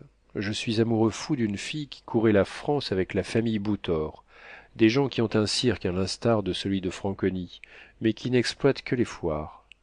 Je l'ai fait engager par le directeur du cirque olympique. Elle est belle? Dit la comtesse. Pour moi, reprit-il mélancoliquement, Malaga. Tel est son nom de guerre, et forte, agile et souple. Pourquoi je la préfère à toutes les femmes du monde? En vérité, je ne saurais le dire. Quand je la vois, ses cheveux noirs retenus par un bandeau de satin bleu, flottant sur ses épaules olivâtres et nues, vêtue d'une tunique blanche à bordure dorée et d'un maillot en tricot de soie qui en fait une statue grecque vivante, les pieds dans des chaussons de satin éraillés, passant, des drapeaux à la main au son d'une musique militaire à travers un immense cerceau dont le papier se déchire en l'air quand le cheval fuit au grand galop et qu'elle retombe avec grâce sur lui, applaudie sans claqueur par tout un peuple, eh bien, ça m'émeut. Plus qu'une belle femme au bal? Dit Clémentine avec une surprise provocante. Oui, répondit Paz d'une voix étranglée. Cette admirable agilité, cette grâce constante dans un constant péril me paraissent le plus beau triomphe d'une femme. Oui, madame. Rachel et la Dorval, la Cinti et la Malibran, la Grisi et la Taglioni, la Pasta et l'Elssler, tout ce qui règne ou régna sur les planches ne me semble pas digne de délier les cothurnes de Malaga, qui sait descendre et remonter sur un cheval au grandissime galop, qui se glisse dessous à gauche pour remonter à droite, qui voltige comme un feu follet blanc autour de l'animal le plus fougueux, qui peut se tenir sur la pointe d'un seul pied et tomber assise les pieds pendants sur le dos de ce cheval toujours au galop, et qui enfin, debout sur le coursier sans bride, tricote des bas, casse des œufs ou fricasse une omelette, à la profonde admiration du peuple, du vrai peuple, les paysans et les soldats. À la parade, jadis cette délicieuse colombine portait des chaises sur le bout de son nez, le plus joli nez grec que j'aie vu. Malaga, madame, est l'adresse en personne. D'une force herculéenne, elle n'a besoin que de son poing mignon et de son petit pied pour se débarrasser de 3 ou 4 hommes. C'est enfin la déesse de la gymnastique. Elle doit être stupide. Oh, reprit Paz, amusante comme l'héroïne de Péveril du Pic, insouciante comme un bohème, elle dit tout ce qui lui passe par la tête. Elle se soucie de l'avenir comme vous pouvez vous soucier des sous que vous jetez à un pauvre, et il lui échappe des choses sublimes. Jamais on ne lui prouvera qu'un vieux diplomate soit un beau jeune homme, et 1 million ne la ferait pas changer d'avis. Son amour est pour un homme une flatterie perpétuelle. D'une santé vraiment insolente, ses dents sont 32 perles d'un orient délicieux et enchâssées dans un corail. Son mufle, elle appelle ainsi le bas de sa figure, a, selon l'expression de Shakespeare, la verdeur, la saveur d'un museau de génisse, et ça donne de cruels chagrins. Elle estime de beaux hommes, des hommes forts, des Adolphe, des Auguste, des Alexandre, des bateleurs et des paillasses. Son instructeur, un affreux Cassandre, l'a roué de coups, et il en a fallu des milliers pour lui donner sa souplesse, sa grâce, son intrépidité. Vous êtes ivre de Malaga? Dit la comtesse. Elle ne se nomme Malaga que sur l'affiche, dit Paz d'un air piqué. Elle demeure rue Saint-Lazare, dans un petit appartement au 3e, dans le velours et la soie, et vit là comme une princesse. Elle a 2 existences, sa vie foraine et sa vie de jolie femme. Et vous aime-t-elle? Elle m'aime, vous allez rire, uniquement parce que je suis polonais. Elle voit toujours les Polonais d'après la gravure de Poniatowski sautant dans l'Elster, car pour toute la France l'Elster, où il est impossible de se noyer, est un fleuve impétueux qui a englouti Poniatowski. Au milieu de tout cela, je suis bien malheureux, madame. Une larme de rage qui coula dans les yeux de Thaddée émut Clémentine. Vous aimez l'extraordinaire, vous autres hommes. Et vous donc, fit Thaddée. Je connais si bien Adam que je suis sûr qu'il m'oublierait pour quelque faiseuse de tours comme votre Malaga. Mais où l'avez-vous vue?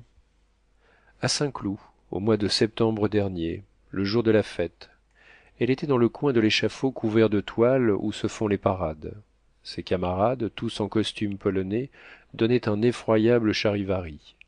Je l'ai aperçue muette, silencieuse, et j'ai cru deviner des pensées de mélancolie chez elle. N'y avait-il pas de quoi pour une fille de 20 ans? Voilà ce qui m'a touché. La comtesse était dans une pose délicieuse, pensive, quasi triste. Pauvre, pauvre Thaddée, s'écria-t-elle. Et avec la bonhomie de la véritable grande dame, elle ajouta non sans un sourire fin: allez, allez au cirque. Thaddée lui prit la main, la lui baisa, en y laissant une larme, chaude, et sortit. Après avoir inventé sa passion pour une écuyère, il devait lui donner quelque réalité. Dans son récit, il n'y avait de vrai que le moment d'attention obtenu par l'illustre Malaga, l'écuyère de la famille Bouthor à Saint-Cloud, et dont le nom venait de frapper ses yeux le matin dans l'affiche du cirque. Le paillasse, gagné par une seule pièce de 100 sous, avait dit à Paz que l'écuyère était un enfant trouvé, volé peut-être. Thaddée alla donc au cirque et revit la belle écuyère. Moyennant 10 francs, un palefrenier qui là remplace les habilleuses du théâtre, lui apprit que Malaga se nommait Marguerite Turquet et demeurait rue des Fossés du Temple, à un 5e étage. Le lendemain, la mort dans l'âme, Paz se rendit au faubourg du Temple et demanda mademoiselle Turquet, pendant l'été la doublure de la plus illustre écuyère du cirque, et comparse au théâtre pendant l'hiver. Malaga, cria la portière en se précipitant dans la mansarde. Un beau monsieur pour vous. Il prend des renseignements auprès de Chapuzot qui le fait droguer pour me donner le temps de t'avertir. Merci, mame Chapuzot, mais que pensera-t-il en me voyant repasser ma robe? Ah bah, quand on aime tout de son objet. Est-ce un Anglais? Ils aiment les chevaux. Non, il me fait l'effet d'être un Espagnol. Tant pis, on dit les Espagnols dans la débine. Restez donc avec moi, mame Chapuzot, je n'aurai pas l'air d'une abandonnée. Que demandez-vous, monsieur? dit à Thaddée la portière en ouvrant la porte. Mademoiselle Turquet. Ma fille, répondit la portière en se drapant, voici quelqu'un qui vous réclame. Une corde sur laquelle séchait du linge décoiffa le capitaine. Que désirez-vous, monsieur? dit Malaga en ramassant le chapeau de Paz. Je vous ai vu au cirque. Vous m'avez rappelé une fille que j'ai perdue, mademoiselle, et par attachement pour mon Héloïse, à qui vous ressemblez d'une manière frappante, je veux vous faire du bien, si toutefois vous le permettez. Comment donc? Mais asseyez-vous donc, général, dit madame Chapuzot. On n'est pas plus honnête ni plus galant. Je ne suis pas un galant, ma chère dame, fit Paz. Je suis un père au désespoir qui veut se tromper par une ressemblance. Ainsi je passerai pour votre fille? dit Malaga très finement et sans soupçonner la profonde véracité de cette proposition. Oui, dit Paz. Je viendrai vous voir quelquefois, et pour que l'illusion soit complète, je vous logerai dans un bel appartement, richement meublé. J'aurai des meubles? dit Malaga en regardant la Chapuzot. Et des domestiques, reprit Paz, et toutes vos aises. Malaga regarda l'étranger en dessous. De quel pays est monsieur? Je suis polonais. J'accepte alors, dit-elle. Paz sortit en promettant de revenir. En voilà une sévère, dit Marguerite Turquet en regardant madame Chapuzot. Mais j'ai peur que cet homme ne veuille m'amadouer pour réaliser quelque fantaisie. Bah, je me risque. Un mois après cette bizarre entrevue, la belle écuyère habitait un appartement délicieusement meublé par le tapissier du comte Adam, car Paz voulut faire causer de sa folie à l'hôtel Laginski. Malaga, pour qui cette aventure fut un rêve des 1001 nuits, était servi par le ménage Chapuzot, à la fois ses confidents et ses domestiques. Les Chapuzot et Marguerite Turquet attendaient un dénouement quelconque, mais après un trimestre, ni Malaga ni la Chapuzot ne surent comment expliquer le caprice du comte polonais. Paz venait passer 1 heure à peu près par semaine, pendant laquelle il restait dans le salon sans vouloir jamais aller ni dans le boudoir de Malaga, ni dans sa chambre, où jamais il n'entra, malgré les plus habiles manœuvres de l'écuyère et des Chapuzot. Le comte s'informait des petits événements qui nuançaient la vie de la baladine, et chaque fois il laissait 2 pièces de 40 francs sur la cheminée. il a l'air bien ennuyé, disait madame Chapuzot. Oui, répondait Malaga, cet homme est froid comme verglas.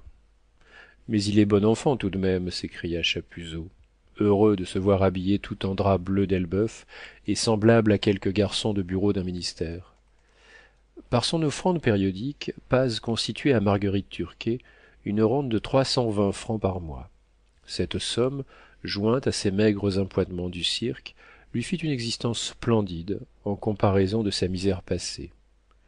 Il se répéta d'étranges récits au cirque entre les artistes sur le bonheur de Malaga. La vanité de l'écuyère laissa porter à 60 000 francs les 6 000 francs que son appartement coûtait au prudent capitaine. Au dire des clowns et des comparses, Malaga mangeait dans l'argent. Elle venait d'ailleurs au cirque avec de charmants burnous, des cachemires, de délicieuses écharpes. Enfin, le polonais était la meilleure pâte d'homme qu'une écuyère pût rencontrer.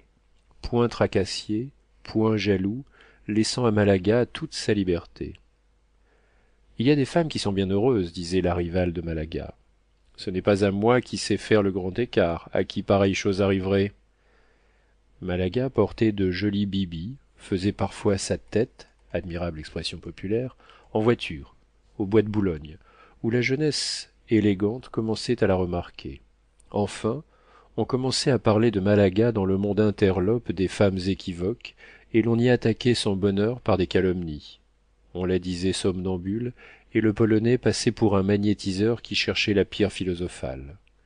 Quelques propos beaucoup plus envenimés que celui-là rendirent Malaga plus curieuse que Psyché. Elle les rapporta tout en pleurant à Paz.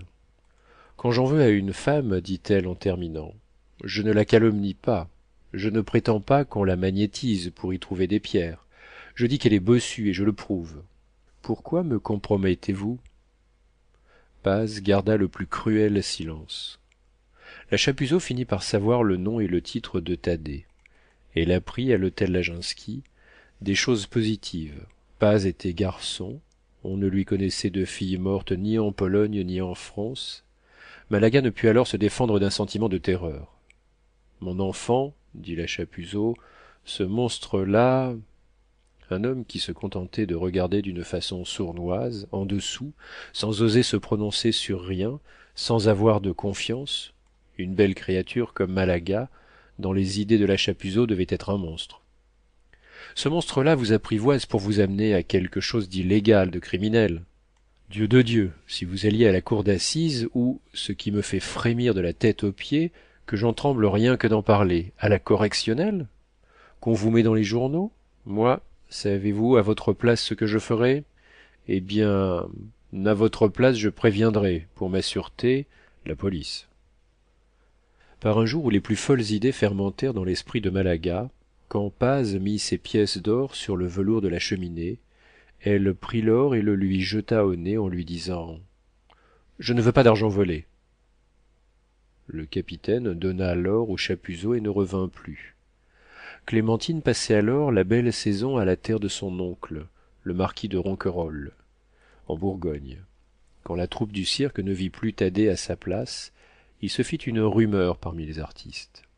La grandeur d'âme de Malaga fut traitée de bêtise par les uns, de finesse par les autres. La conduite du polonais, expliquée aux femmes les plus habiles, parut inexplicable. Thaddée reçut dans une seule semaine 37 lettres de femmes légères. Heureusement pour lui, son étonnante réserve n'alluma pas d'autres curiosités et resta l'objet des causeries du monde interlope. 2 mois après, la belle écuyère, criblée de dettes, écrivit au comte Paz cette lettre que les dandies ont regardée dans le temps comme un chef-d'œuvre. Vous, que j'ose encore appeler mon ami, aurez-vous pitié de moi après ce qui s'est passé et que vous avez si mal interprété? Tout ce qui a pu vous blesser mon cœur le désavoue. Si j'ai été assez heureuse pour que vous trouviez du charme à rester auprès de moi comme vous faisiez, revenez. Autrement, je tomberai dans le désespoir. La misère est déjà venue, et vous ne savez pas tout ce qu'elle amène de choses bêtes. Hier, j'ai vécu avec 1 hareng de 2 sous et 1 sou de pain. Est-ce là le déjeuner de votre amante? Je n'ai plus les Chapuzot, qui paraissaient m'être si dévoués. Votre absence a eu pour effet de me faire voir le fond des attachements humains. un chien qu'on a nourri ne nous quitte plus. Un huissier qui a fait le sourd a tout saisi au nom du propriétaire qui n'a pas de cœur, et du bijoutier qui ne veut pas attendre seulement 10 jours. Car, avec votre confiance, à vous autres, le crédit s'en va.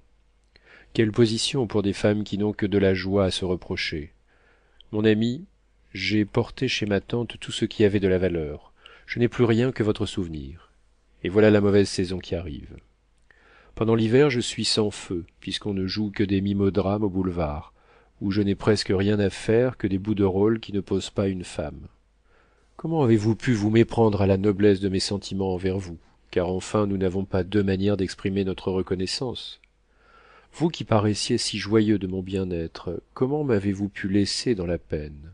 Oh, mon seul ami sur terre, avant d'aller recommencer à courir les foires avec le cirque Bouthor, car je gagnerai au moins ma vie ainsi, pardonnez-moi d'avoir voulu savoir si je vous ai perdu pour toujours. Si je venais à penser à vous, au moment où je saute dans le cercle, je suis capable de me casser les jambes en perdant un temps. Quoi qu'il en soit, vous avez à vous pour la vie. Marguerite Turquet. Cette lettre-là, se dit Thaddée en éclatant de rire, vaut mes 10 000 francs. Clémentine arriva le lendemain, et le lendemain Paz la revit plus belle, plus gracieuse que jamais. Après le dîner, pendant lequel la comtesse eut un air de parfaite indifférence pour Thaddée, il se passa dans le salon, après le départ du capitaine, une scène entre le comte et sa femme. En ayant l'air de demander conseil à Adam, Thaddée lui avait laissé comme par mégarde la lettre de Malaga. Pauvre Thaddée, dit Adam à sa femme après avoir vu Paz s'esquivant. Quel malheur pour un homme si distingué d'être le jouet d'une baladine du dernier ordre.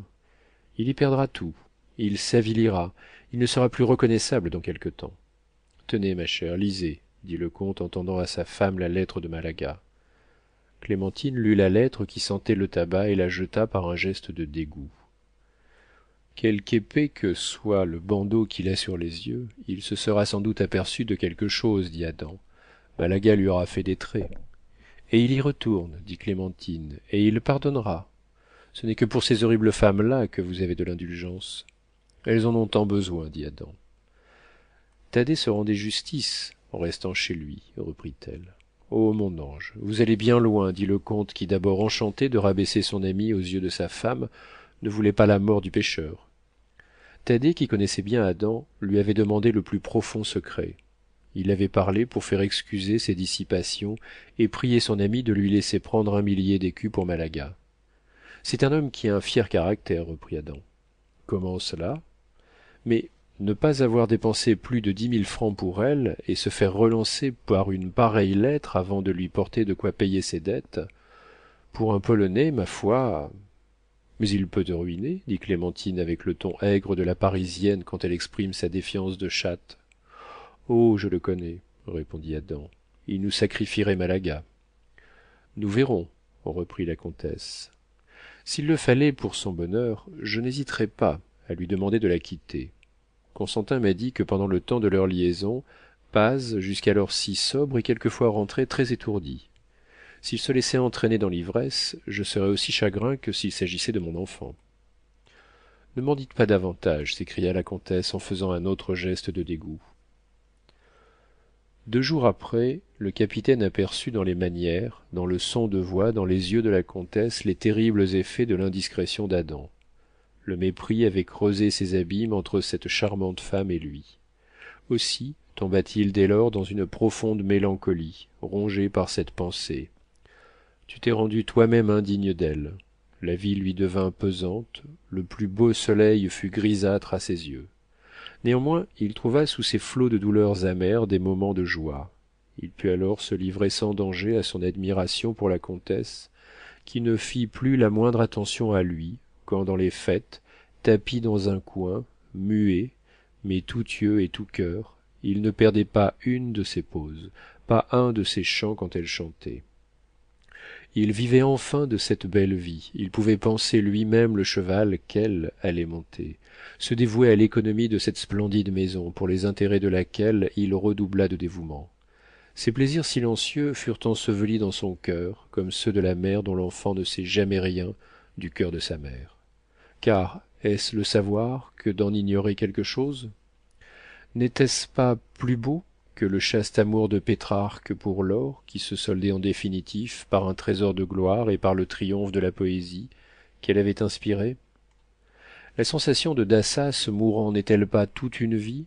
Cette sensation, Paz l'éprouva chaque jour, sans mourir, mais aussi sans le loyer de l'immortalité. Qu'y a-t-il donc dans l'amour pour que, nonobstant ses délices secrètes, Paz fût dévoré de chagrin? La religion catholique a tellement grandi l'amour qu'elle y a marié pour ainsi dire indissolublement l'estime et la noblesse. L'amour ne va pas sans les supériorités dont s'enorgueillit l'homme, et il est tellement rare d'être aimé quand on est méprisé, que Thaddée mourait des plaies qu'il s'était volontairement faites. S'entendre dire qu'elle l'aurait aimé et mourir? Le pauvre amoureux eût trouvé sa vie assez payée. Les angoisses de sa situation antérieure lui semblaient préférables à vivre près d'elle, en l'accablant de ses générosités sans être apprécié, compris. Enfin, il voulait le loyer de sa vertu. Il maigrit et jaunit. Il tomba si bien malade, dévoré par une petite fièvre, que pendant le mois de janvier il fut obligé de rester au lit sans vouloir consulter de médecin. Le comte Adam conçut de vives inquiétudes sur son pauvre Thaddée. La comtesse eut alors la cruauté de dire en petit comité: laissez-le donc, ne voyez-vous pas qu'il a quelque remords olympique? Ce mot rendit à Thaddée le courage du désespoir. Il se leva, sortit, essaya de quelques distractions et recouvra la santé. Vers le mois de février, Adam fit une perte assez considérable au Jockey-Club, et comme il craignait sa femme, il vint prier Thaddée de mettre cette somme sur le compte de ses dissipations avec Malaga. Qu'y a-t-il d'extraordinaire à ce que cette baladine t'ait coûté 20 000 francs? Ça ne regarde que moi, tandis que si la comtesse savait que je les ai perdus au jeu, je baisserais dans son estime. Elle aurait des craintes pour l'avenir. Encore cela, donc, s'écria Thaddée en laissant échapper un profond soupir. Ah, Thaddée, ce service-là nous acquitterait quand je ne serais pas déjà ton redevable. Adam, tu auras des enfants, ne joue plus, dit le capitaine. Malaga nous coûte encore 20 000 francs, s'écria la comtesse quelques jours après en apprenant la générosité d'Adam envers Paz. 10 000 auparavant, en tout 30 000, 1500 francs de rente, le prix de ma loge aux Italiens, la fortune de bien des bourgeois.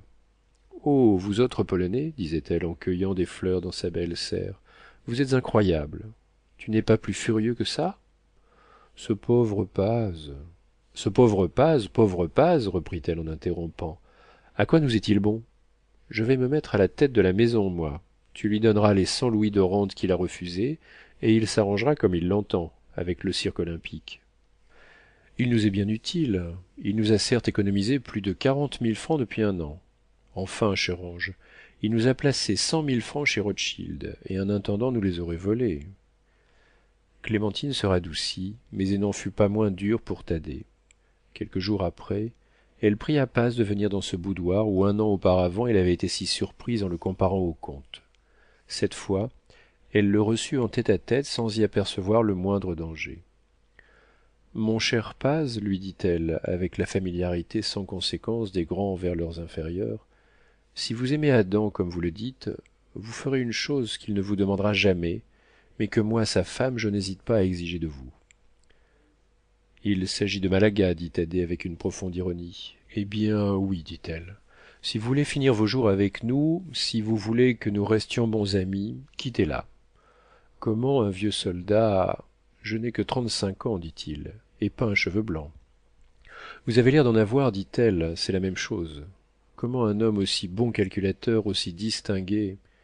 Il y eut cela d'horrible que ce mot fût dit par elle avec une intention évidente de réveiller en lui la noblesse d'âme qu'elle croyait éteinte. Aussi distingué que vous l'êtes, reprit-elle après une pause imperceptible que lui fit faire un geste de Paz, se laisse attraper comme un enfant. Votre aventure a rendu Malaga célèbre. Eh bien, mon oncle a voulu la voir, et il l'a vue. Mon oncle n'est pas le seul. Malaga reçoit très bien tous ces messieurs. Je vous ai cru l'âme noble. Fi donc. Voyons, sera-ce une si grande perte pour vous qu'elle ne puisse se réparer? Madame, si je connaissais un sacrifice à faire pour regagner votre estime, il serait bientôt accompli. Mais quitter Malaga n'en est pas un. Dans votre position, voilà ce que je dirais si j'étais homme, répondit Clémentine. Eh bien, si je prends cela pour un grand sacrifice, il n'y a pas de quoi se fâcher. Paz sortit en craignant de commettre quelque sottise. Il se sentait gagné par des idées folles. Il alla se promener au grand air, légèrement vêtu malgré le froid, sans pouvoir éteindre les feux de sa face et de son front. Je vous ai cru l'âme noble. Ces mots il les entendait toujours, et il y a bientôt 1 an, se disait-il, j'avais à moi seul battu les Russes. Il pensait à laisser l'hôtel Laginski, à demander du service dans les spahis et à se faire tuer en Afrique. Mais il fut arrêté par une horrible crainte. Sans moi, que deviendront-ils? On les ruinerait bientôt. Pauvre comtesse, quelle horrible vie pour elle que d'être seulement réduite à 30 000 livres de rente. Allons, se dit-il, puisqu'elle est perdue pour moi, du courage, et achevons mon ouvrage. Chacun sait que depuis 1830, le carnaval a pris à Paris un développement prodigieux qui le rend européen, et bien autrement burlesque, bien autrement animé que feu le carnaval de Venise. Est-ce que, les fortunes diminuant outre mesure, les Parisiens auraient inventé de s'amuser collectivement? Comme avec leurs clubs, ils font des salons sans maîtresse de maison, sans politesse et à bon marché? Quoi qu'il en soit, le mois de mars prodiguait alors ces bals où la danse, la farce, la grosse joie, le délire, les images grotesques et les railleries aiguisées par l'esprit parisien arrivent à des effets gigantesques. Cette folie avait alors, rue Saint-Honoré, son pandémonium, et dans Musard son Napoléon, un petit homme fait exprès pour commander une musique aussi puissante que la foule en désordre, et pour conduire le galop, cette ronde du sabbat, une des gloires d'Aubert, car le galop n'a eu sa forme et sa poésie que depuis le grand galop de Gustave. Cet immense finale ne pourrait-il pas servir de symbole à une époque où, depuis 50 ans, tout défile avec la rapidité d'un rêve? Or le grave Thaddée, qui portait une divine image immaculée dans son cœur, alla proposer à Malaga, la reine des danses de carnaval, de passer une nuit au bal Musard, quand il sut que la comtesse, déguisée jusqu'aux dents, devait venir voir, avec 2 autres jeunes femmes accompagnées de leurs maris, le curieux spectacle d'un de ces bals monstrueux. Le mardi gras de l'année 1838, à 4 heures du matin, la comtesse, enveloppée d'un domino noir et assise sur les gradins d'un des amphithéâtres de cette salle babylonienne où depuis Valentino donne ses concerts, vit défiler dans le galop Thaddée en Robert Macaire conduisant l'écuyère en costume de sauvagesse, la tête harnachée de plumes comme un cheval du sacre et bondissant par-dessus les groupes en vrai feu follet. Ah, dit Clémentine à son mari, vous autres Polonais, vous êtes des gens sans caractère. Qui n'aurait pas eu confiance en Thaddée? Il m'a donné sa parole sans savoir que je serais ici, voyant tout et n'étant pas vu. Quelques jours après, elle eut Paz à dîner. Après le dîner, Adam les laissa seuls, et Clémentine gronda Thaddée de manière à lui faire sentir qu'elle ne le voulait plus au logis. Oui, madame, dit humblement Thaddée, vous avez raison, je suis un misérable. J'avais donné ma parole. Mais que voulez-vous? J'avais remis à quitter Malaga, après le carnaval. Je serai franc, d'ailleurs. Cette femme exerce un tel empire sur moi que... Une femme qui se fait mettre à la porte de chez Musard par les sergents de ville, et pour quelle danse? J'en conviens. Je passe condamnation, je quitterai votre maison. Mais vous connaissez Adam. Si je vous abandonne les rênes de votre fortune, il vous faudra déployer bien de l'énergie. Si j'ai le vice de Malaga, je sais avoir l'œil à vos affaires, tenir vos gens et veiller aux moindres détails. Laissez-moi donc ne vous quitter qu'après vous avoir vu en état de continuer mon administration. Vous avez maintenant 3 ans de mariage et vous êtes à l'abri des premières folies que fait faire la lune de miel. Les Parisiennes et les plus titrées s'entendent aujourd'hui très bien à gouverner une fortune et une maison. Eh bien, quand je serai certain moins de votre capacité que de votre fermeté, je quitterai Paris. C'est le Thaddée de Varsovie et non le Thaddée du cirque qui parle, répondit-elle. Revenez-nous guéris. Guéris? Jamais, dit Paz, les yeux baissés en regardant les jolis pieds de Clémentine. Vous ignorez, comtesse, ce que cette femme a de piquant et d'inattendu dans l'esprit. En sentant son courage faillir, il ajouta: Il n'y a pas de femme du monde avec ses airs de mijaurée qui vaille cette franche nature de jeune animal. Le fait est que je ne voudrais rien avoir d'animal, dit la comtesse en lui lançant un regard de vipère en colère. À compter de cette matinée, le comte Paz mit Clémentine au fait de ses affaires, se fit son précepteur, lui apprit les difficultés de la gestion de ses biens, le véritable prix des choses et la manière de ne point se laisser trop voler par les gens. Elle pouvait compter sur Constantin et faire de lui son majordome. Thaddée avait formé Constantin. Au mois de mai, la comtesse lui parut parfaitement en état de conduire sa fortune, car Clémentine était de ces femmes au coup d'œil juste, pleines d'instinct, et chez qui le génie de la maîtresse de maison est inné. Cette situation, amenée par Thaddée avec tant de naturel, eut une péripétie horrible pour lui, car ses souffrances ne devaient pas être aussi douces qu'il se les faisait. Ce pauvre amant n'avait pas compté le hasard pour quelque chose. Or, Adam tomba très sérieusement malade. Thaddée, au lieu de partir, servit de garde-malade à son ami. Le dévouement du capitaine fut infatigable.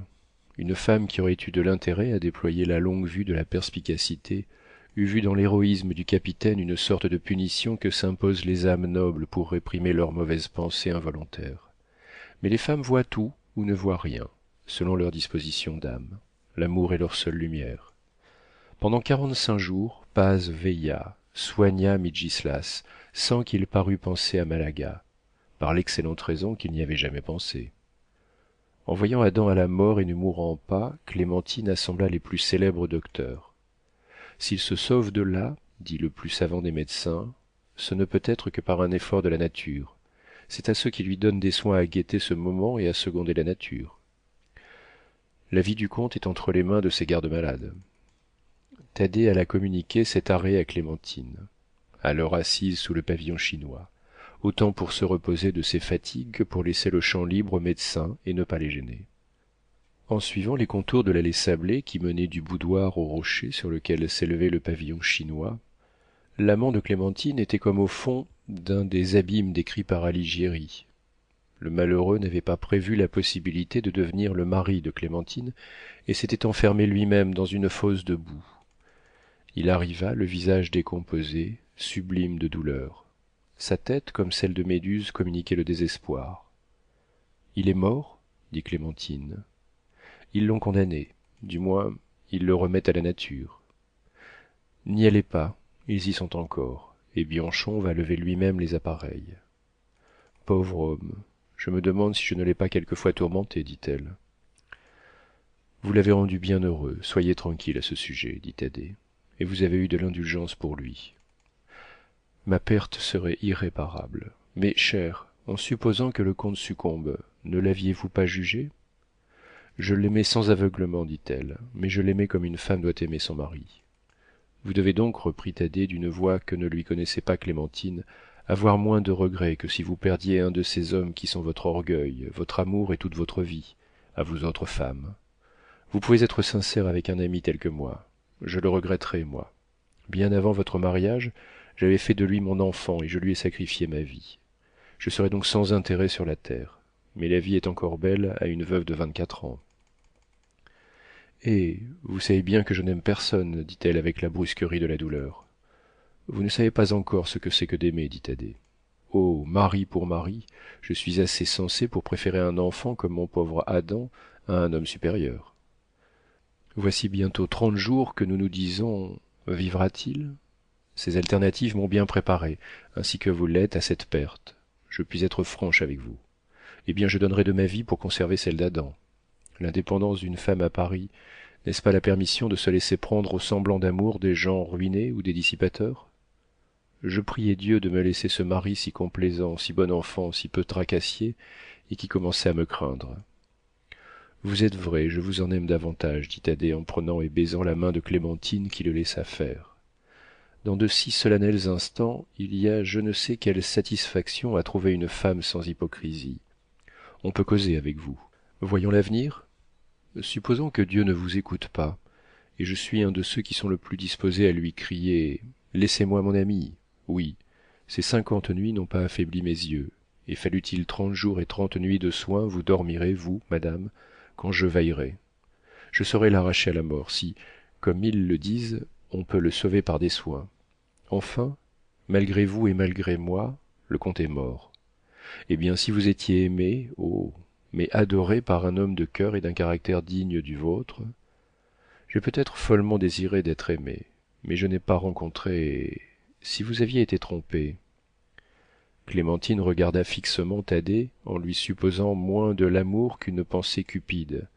Elle le couvrit de son mépris en le toisant des pieds à la tête et l'écrasa par ces deux mots.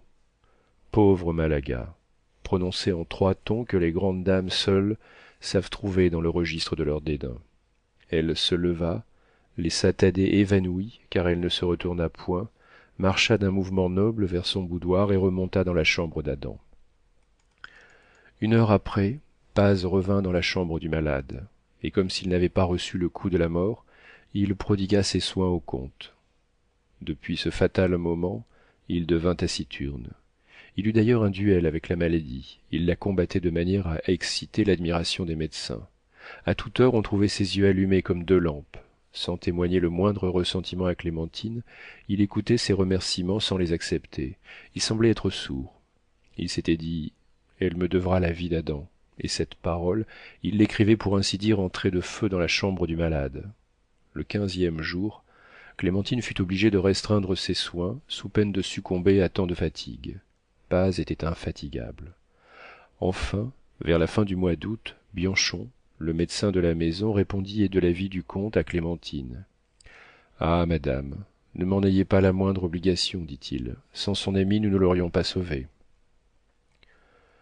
Le lendemain de la terrible scène sous le pavillon chinois, le marquis de Ronquerolles était venu voir son neveu, car il partait pour la Russie chargé d'une mission secrète, et Paz, foudroyé de la veille, avait dit quelques mots au diplomate.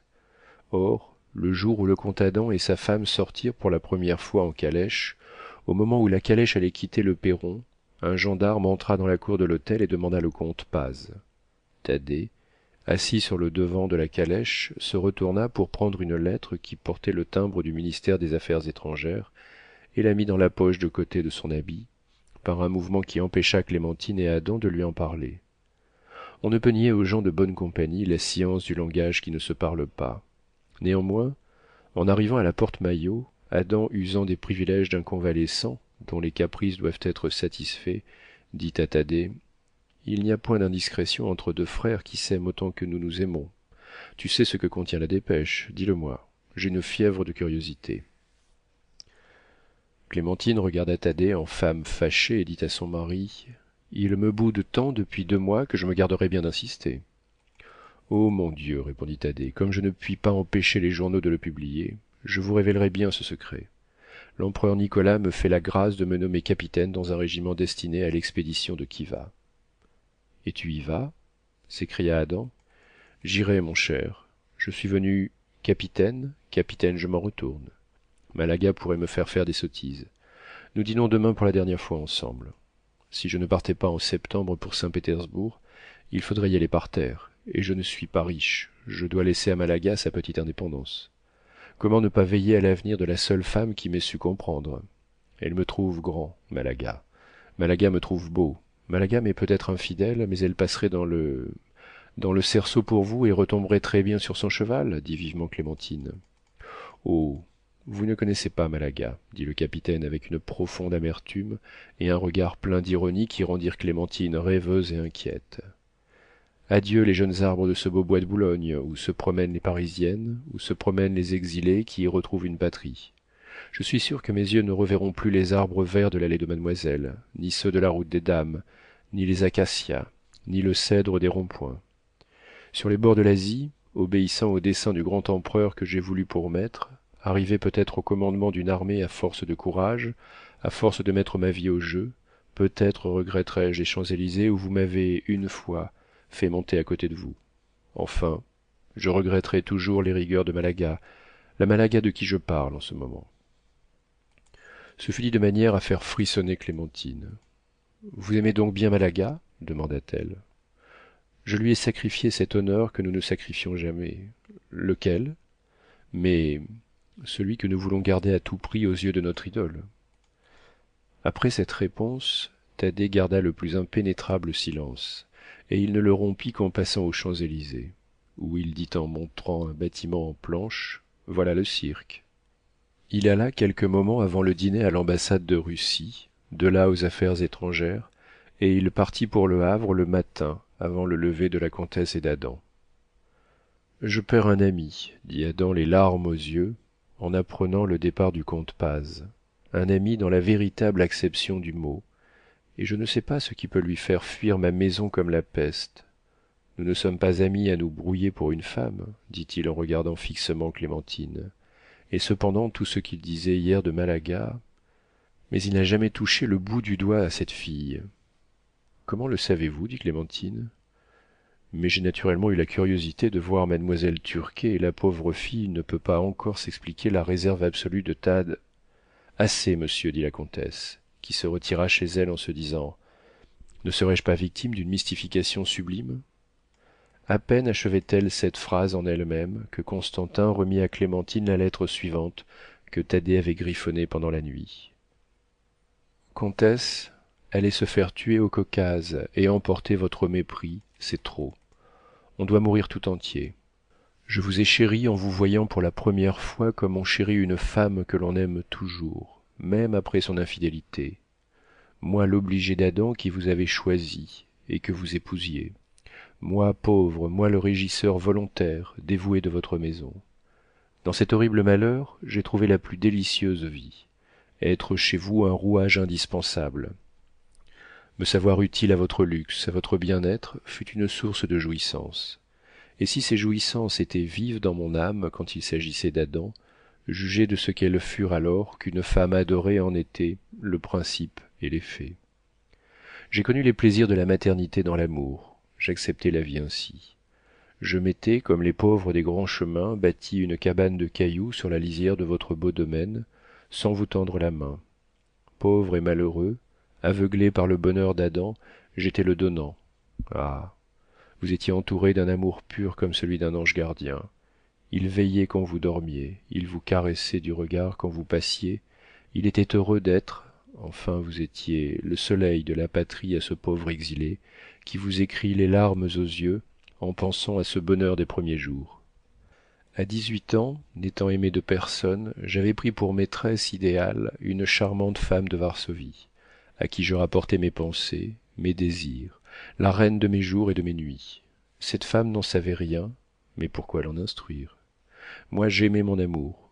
Jugez, d'après cette aventure de ma jeunesse, combien j'étais heureux de vivre dans la sphère de votre existence, de panser votre cheval, de chercher des pièces d'or toutes neuves pour votre bourse, de veiller aux splendeurs de votre table et de vos soirées, de vous voir éclipsant des fortunes supérieures à la vôtre par mon savoir-faire. Avec quelle ardeur ne me précipitai-je pas dans Paris quand Adam me disait: Thaddée, elle veut telle chose. C'est une de ces félicités impossibles à exprimer. Vous avez souhaité des riens dans un temps donné qui m'ont obligé à des tours de force, à courir pendant des 7 heures en cabriolet, et quel délice de marcher pour vous. Ah, vous voir souriante au milieu de vos fleurs, sans être vu de vous. J'oubliais que personne ne m'aimait. Enfin, je n'avais alors que mes 18 ans. Par certains jours où mon bonheur me tournait la tête, j'allais, la nuit, baiser l'endroit où, pour moi, vos pieds laissaient des traces lumineuses. Comme jadis je fis des miracles de voleur pour aller baiser la clef que la comtesse Ladislas avait touchée de ses mains en ouvrant une porte. L'air que vous respiriez était balsamique. Il y avait pour moi plus de vie à l'aspirer, et j'y étais comme on est, dit-on, sous les tropiques, accablé par une vapeur chargée de principes créateurs. Il faut bien vous dire ces choses pour vous expliquer l'étrange fatuité de mes pensées involontaires. Je serais mort avant de vous avouer mon secret. Vous devez vous rappeler les quelques jours de curiosité pendant lesquels vous avez voulu voir l'auteur des miracles qui vous avait enfin frappé. J'ai cru, pardonnez-moi madame, j'ai cru que vous m'aimeriez. Votre bienveillance, vos regards interprétés par un amant, m'ont paru si dangereux pour moi que je me suis donné Malaga, sachant qu'il est de ces liaisons que les femmes ne pardonnent point. Je me la suis donnée au moment où j'ai vu mon amour se communiquer fatalement. Accablez-moi maintenant du mépris que vous m'avez versé à pleines mains sans que je le méritasse. Mais je crois être certain que dans la soirée où votre tante a emmené le comte, si je vous avais dit ce que je viens de vous écrire, l'ayant dit une fois, j'aurais été comme le tigre apprivoisé qui a remis ses dents à de la chair vivante, qui sent la chaleur du sang et... Minuit. Je n'ai pu continuer, le souvenir de cette heure est encore trop vivant. Oui, j'eus alors le délire, l'espérance était dans vos yeux, la victoire et ses pavillons rouges eussent brillé dans les miens et fasciné les vôtres. Mon crime a été de penser tout cela, peut-être à tort. Vous seul êtes le juge de cette terrible scène où j'ai pu refouler amour, désir, les forces les plus invincibles de l'homme, sous la main glaciale d'une reconnaissance qui doit être éternelle. Votre terrible mépris m'a puni. Vous m'avez prouvé qu'on ne revient ni du dégoût ni du mépris. Je vous aime comme un insensé. Je serai parti, Adam mort. Je dois à plus forte raison partir, Adam sauvé. L'on n'arrache pas son ami des bras de la mort pour le tromper. D'ailleurs, mon départ est la punition de la pensée que j'ai eue de le laisser périr quand les médecins m'ont dit que sa vie dépendait de ses gardes-malades. Adieu, madame. Je perds tout en quittant Paris, et vous ne perdez rien en n'ayant plus auprès de vous. Votre dévoué, Thaddée Paez. Si mon pauvre Adam dit avoir perdu un ami, qu'ai-je donc perdu moi? Se dit Clémentine en restant abattue et les yeux attachés sur une fleur de son tapis. Voici la lettre que Constantin remit en secret au comte. Mon cher Midgislas, Malaga m'a tout dit. Au nom de ton bonheur, qu'il ne t'échappe jamais avec Clémentine un mot sur tes visites chez l'écuyère, et laisse-lui toujours croire que Malaga me coûte 100 000 francs. Du caractère dont est la comtesse, elle ne te pardonnerait ni tes pertes au jeu, ni tes visites à Malaga. Je ne vais pas à Khiva, mais au Caucase. J'ai le spleen. Et du train dont j'irai, je serai prince Paz en 3 ans ou mort. Adieu. Quoique j'aie repris 60 000 francs chez Rothschild, nous sommes quittes. Thaddée. Imbécile que je suis. J'ai failli me couper tout à l'heure, se dit Adam. Voici 3 ans que Thaddée est parti. Les journaux ne parlent encore d'aucun prince Paz. La comtesse Laginska s'intéresse énormément aux expéditions de l'empereur Nicolas. Elle est russe de cœur. Elle lit avec une espèce d'avidité toutes les nouvelles qui viennent de ce pays. 1 ou 2 fois par hiver, elle dit d'un air indifférent à l'ambassadeur: « Savez-vous ce qu'est devenu notre pauvre comte Paz ?» Hélas, la plupart des Parisiennes, ces créatures prétendues si perspicaces et si spirituelles, passent et passeront toujours à côté d'un Paz sans l'apercevoir. Oui, plus d'un Paz est méconnu. Mais chose effrayante à penser, il en est de méconnus même lorsqu'ils sont aimés. La femme la plus simple du monde exige encore chez l'homme le plus grand un peu de charlatanisme. Et le plus bel amour ne signifie rien quand il est brut. Il lui faut la mise en scène de la taille et de l'orfèvrerie. Au mois de janvier 1842, la comtesse Laginska, parée de sa douce mélancolie, inspira la plus furieuse passion au comte de la Palférine, un des lions les plus entreprenants du Paris actuel. La Palférine comprit combien la conquête d'une femme gardée par une chimère était difficile. Il compta sur une surprise et sur le dévouement d'une femme un peu jalouse de Clémentine pour entraîner cette charmante femme. Incapable malgré tout son esprit de soupçonner une trahison pareille, la comtesse Laginska commit l'imprudence d'aller avec cette femme au bal masqué de l'opéra. Vers 3 heures du matin, entraînée par l'ivresse du bal, Clémentine, pour qui la Palférine avait déployé toutes ses séductions, consentit à souper et aller monter dans la voiture de cette fausse amie. En ce moment critique, elle fut prise par un bras vigoureux et malgré ses cris portée dans sa propre voiture, dont la portière était ouverte et qu'elle ne savait pas là. Il n'a pas quitté Paris, s'écria-t-elle en reconnaissant Thaddée qui se sauva quand il vit la voiture emportant la comtesse. Jamais femme eut-elle un pareil roman dans sa vie? À toute heure, Clémentine espère revoir Paz. Paris, janvier 1842.